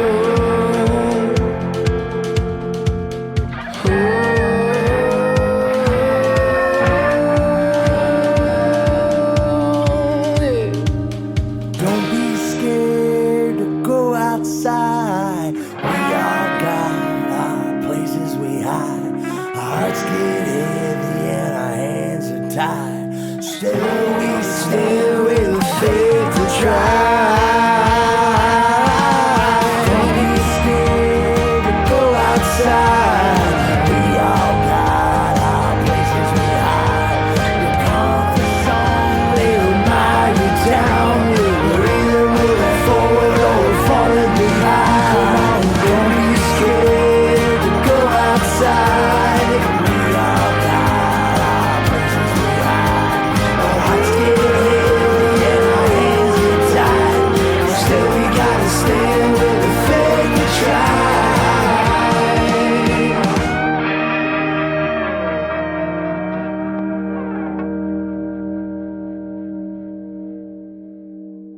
Taylor Davis once again here on Rock on Radio. So now that you're out, now you I always knew you had a group of guys that you used to be called the Outsiders, if I recall, right? Yes, yeah, correct. Is this still the same band, or has there been changes? Is there a name change? Yeah, we're sort of heading out on a new endeavor of seeing how things work out with the new crew. I'm still with my same guitar player and right hand on stage, Brandon Robbie, who's been with me really since I started the band in the beginning days. But we're going out next month, for the big show. We're going out with a whole new crew, which I'm really excited about. I'm really excited. We got some young guys that are, near the end of finishing up their school time at the Frost School of Music at the University of Miami. And we have a new bass player, Ariel Ruiz, and I have just great young guys that are really passionate and excited about music. I have Asher Blum playing the drums for me, and he's high energy, a real heavy hitter, fantastic sort of attitude when it comes to playing music and giving people a show that they'll never forget, which is always important to me. And Tucker Matoika, who plays the keyboards. And so, we're taking out a 5-piece crew to try to set the Miracle Mile on fire next month, and then we'll sort of see where it leads from there. But I've been doing a lot of solo playing, and I sort of took time starting last year, to divert my focus away from being busy with the band. My producer said to me, hey, you know what, this album is just not getting finished, and if you don't finish this album, then there is no more continuation of growing things. You just sort of get stuck in a rut. And it wasn't that the album wasn't important to me, it was just that the Outsiders were so damn busy that sort of juggling your time between singer songwriter, folksy guy to rock and roll band leader, it's plus trying to have a normal life to some degree. It's too many balls to juggle, and so I sort of shifted my focus into finishing the record, because at the end of the day, nothing is really more important to me creatively than the songs and the songwriting, and it's been this thing that has sustained me personally for a long time, and I believe strongly it's the reason to do it in a big way. But so I sort of stepped back from the rock and roll band thing being the number one priority and focused on finishing the record and making it a priority. And through that process, some of my other guys, continued on in their careers that went in other directions. And so, we got a new crew now, and we actually have a couple of rehearsals coming up in the next few weeks, and I'm just very excited about it. It should be a scorched the earth show, as I like to call it. So, scorched earth policy. That's right. Yeah, leave no prisoners, Danny. Well, one of the other tunes off the album is called "Kindness of the North." Yes, yeah. Right now, we could use some scorched earth up here in the north. We got a lot of snow, Taylor. We got a lot of snow up here. And they're talking about more this weekend. Yeah, I was hit leaving light of day.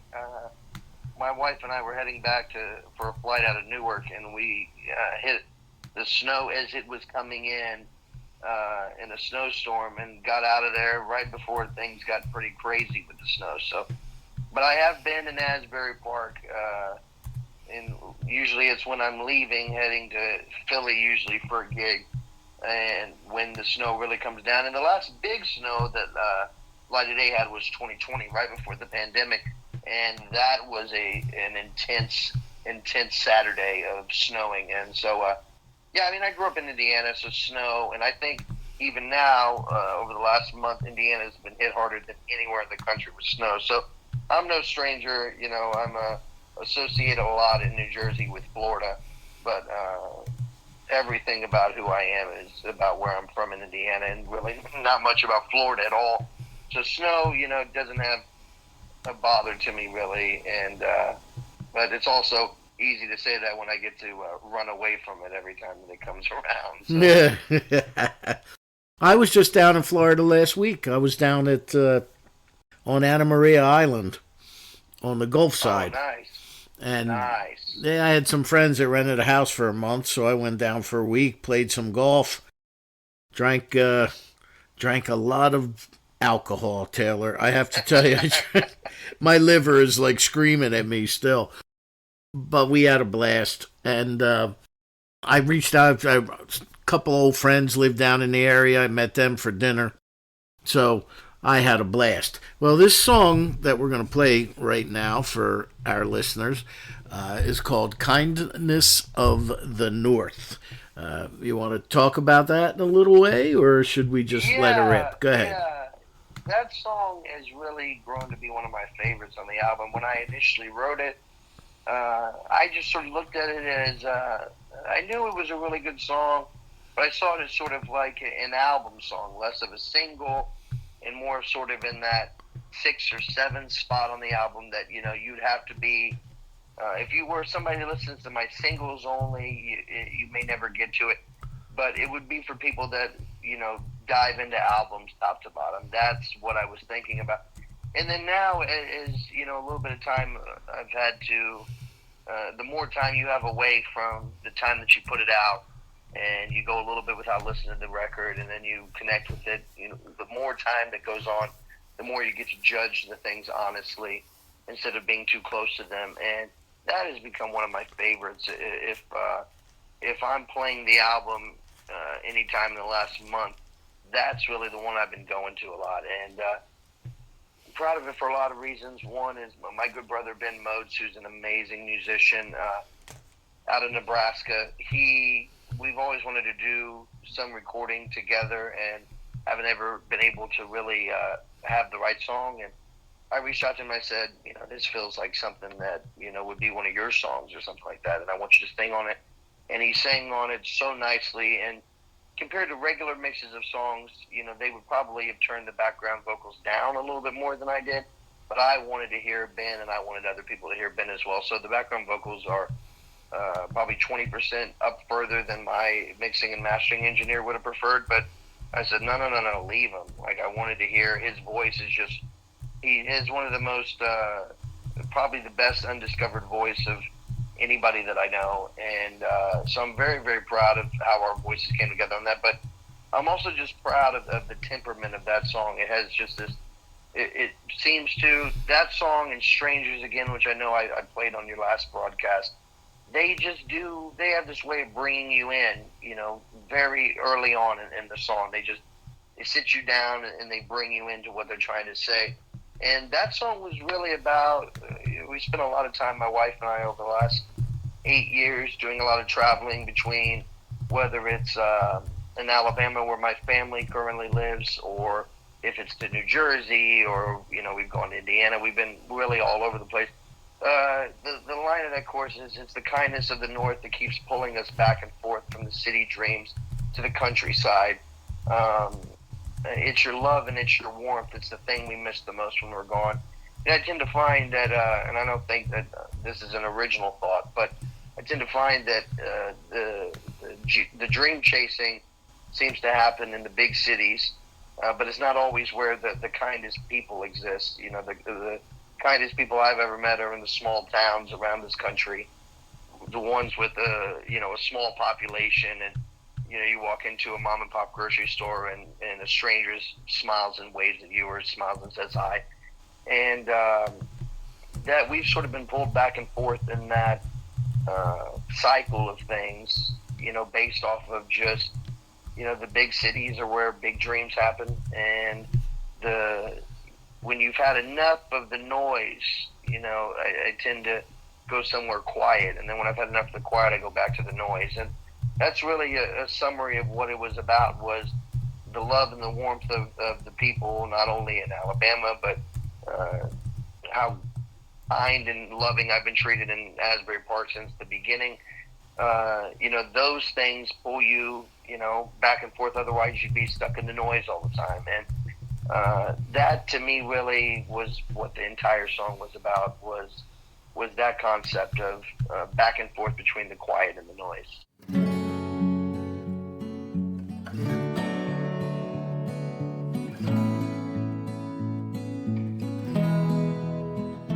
They say home is where your heart is, when you're far away from home. And this road is unforgiving, we're on our own. And the space in between made us tough and made us mean. And the folks down here just broke our bones. 'Cause where we're from, you lift your people high. So when we go, don't you ask us why. It's just the kindness of the North that keeps pulling us back and forth, from these city dreams to the countryside. It's just the kindness of the North. It's your love and it's your warmth. It's the thing we miss most when we're gone. Just the kindness of the North.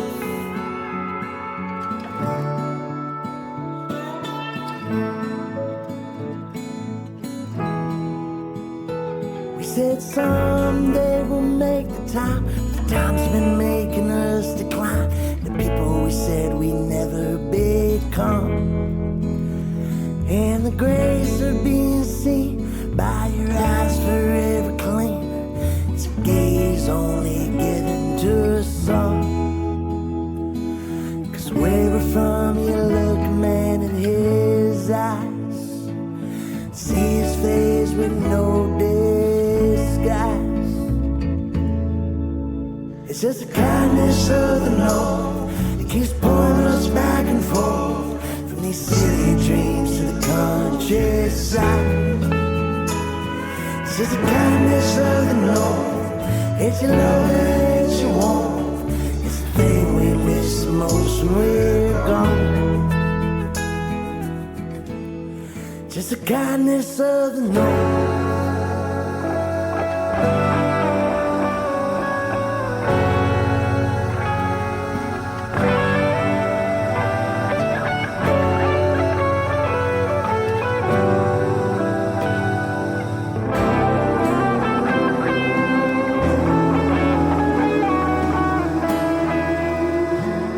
It's just the kindness of the North that keeps pulling us back and forth, from these city dreams to the countryside.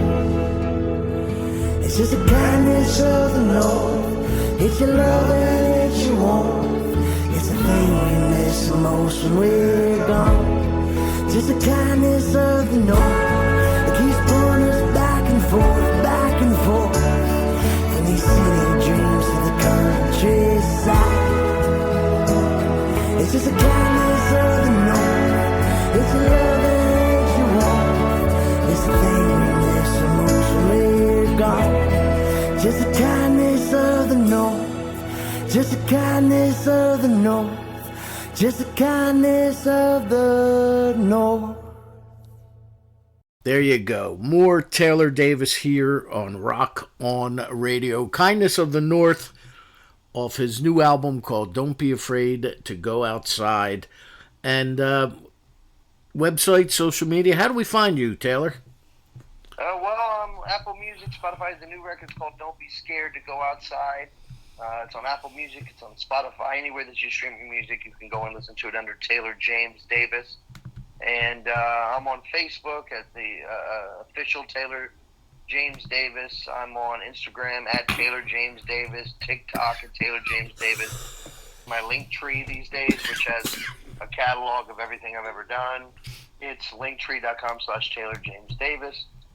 And YouTube has a bunch of videos, not just, a couple music videos from the new record, but music videos, live music videos with my band.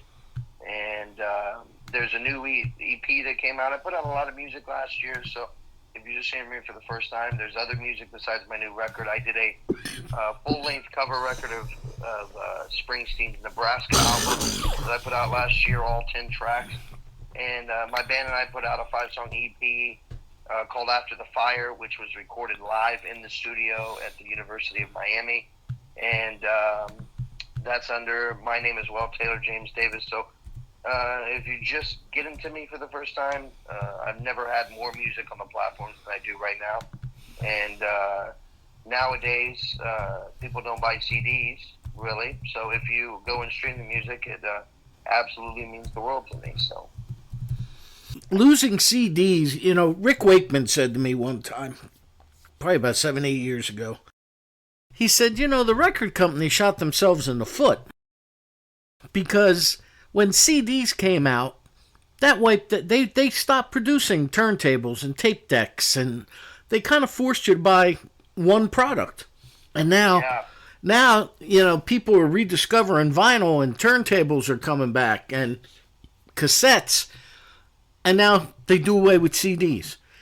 If I was to make a product to sell in the supermarket, let's say, and the example that Wakeman used was coffee. If I had my own coffee, I wouldn't demand that you remove all the other coffee. So, and now they've removed CDs, which is fine. I mean, I still have a CD player in my pickup truck, so that tells you how old that is. But, matter of fact, I was listening to, my friend just put a disc out. I was listening to it last night. Otherwise, I would have had to hook the player up to my laptop, and, it's a mess. So, I mean, they just keep taking streaming. I know some people think that Steve Jobs revolutionized music, and other people think he ruined it with these streaming platforms and all this other kind of stuff. I do know this much. Your royalty checks are a lot less. That's for sure. But what are you going to do? There's nothing to do. So going forward, what is next in your arsenal there, my friend? Are you laying low until the baby comes? What's happening?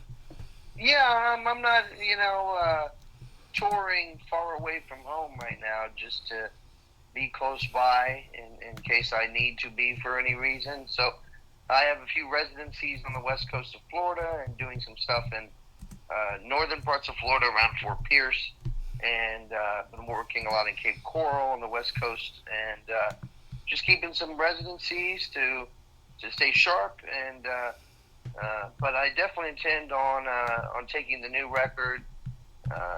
Probably will be next year, but taking the new record extensively on the road, and currently working on booking a tour in Europe. And my Spotify Wrapped sort of revealed to me that I need to go and start making that relationship, the live relationship with my European audience. I need to start making that, starting that relationship really besides just streaming, because my music last year got streamed in 17 countries outside the United States. And so working on that, and kind of laying low, but my producer Lucas and I we're mixing and mastering some audio currently that we're going to put out very soon, probably before my son arrives, which will be about mid-April. I recorded live off the board actually a couple days before you and I chatted last year. I recorded live off the board at the Bitter End in the Village in New York City. Beautiful. And so I've been sitting on that live record for a little while, and we're just about ready to put that out. You're the first person that I'm sort of announcing that to. I always try to keep a little surprise announcement that I give to you first. And so there will be a Taylor James Davis live at the Bitter End record that will be put out in the next couple months. We're just finishing some mixing and mastering, but that's really, as far as releases go, that will be my last release for a little while as I I'm about halfway writing-wise in a notebook on a new record. I got about half of it in the books, and definitely plan on turning around a new record quicker than I did. You know, it was 4 years in between records, between my last one, At Night in the Dark, and the new one, Don't Be Scared to Go Outside.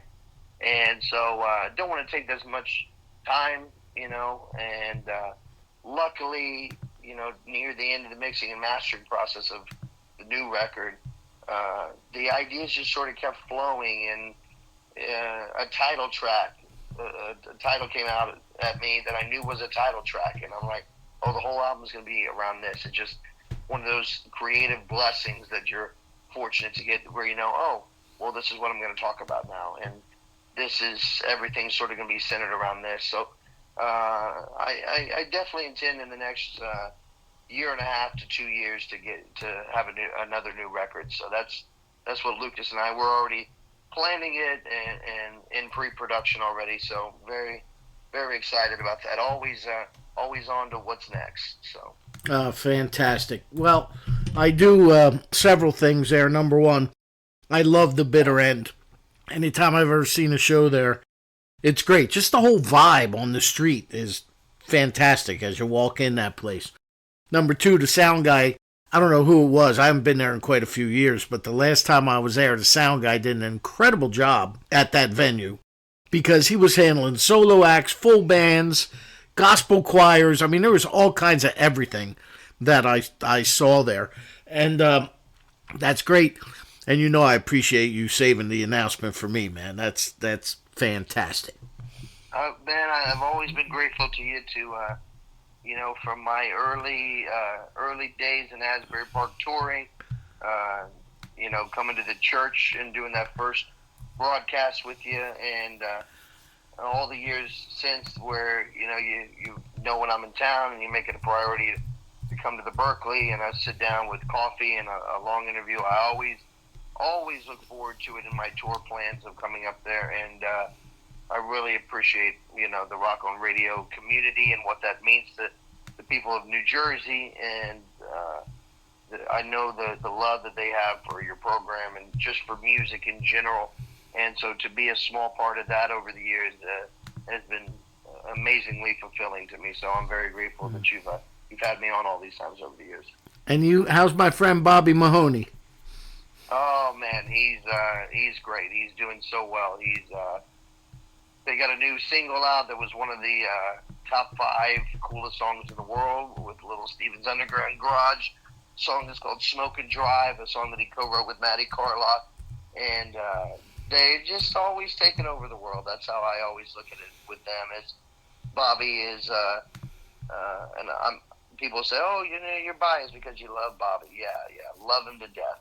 And I am biased. I do think that he is the best band that money can buy in Asbury Park. If you want to see a great live show, if somebody said to me, oh, I'm in New Jersey for one night only, who should I go see?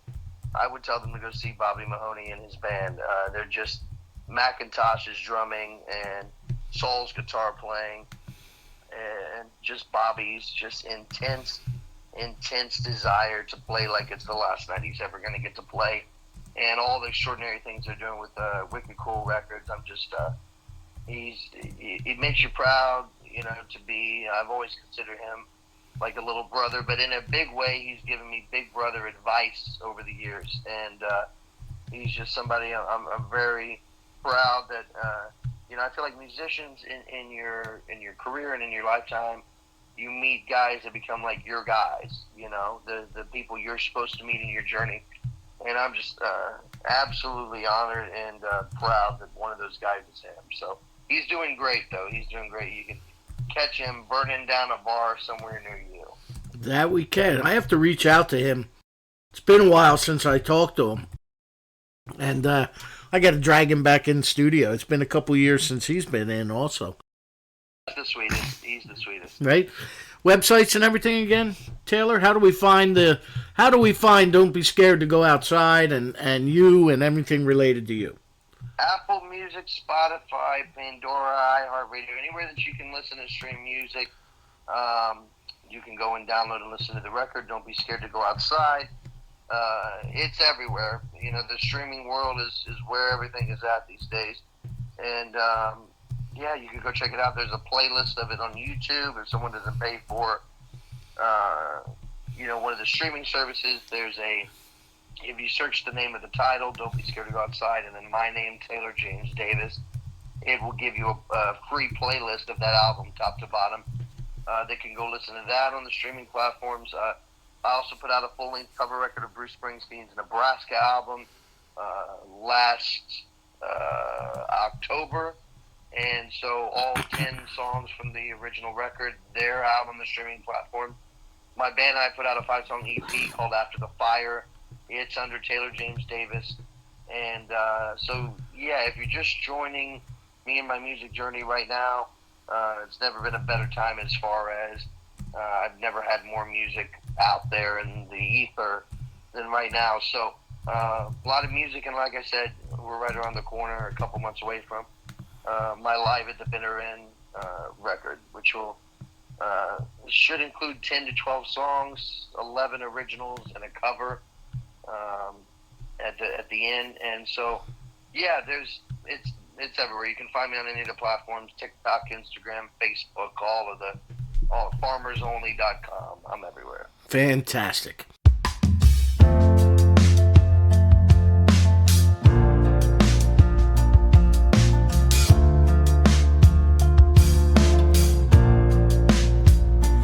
Take my hand, you are mine. It's our love that'll fill the void. It's our necks that are on the line. It's the walls that we destroy. It's a faith within our hearts. We push a car when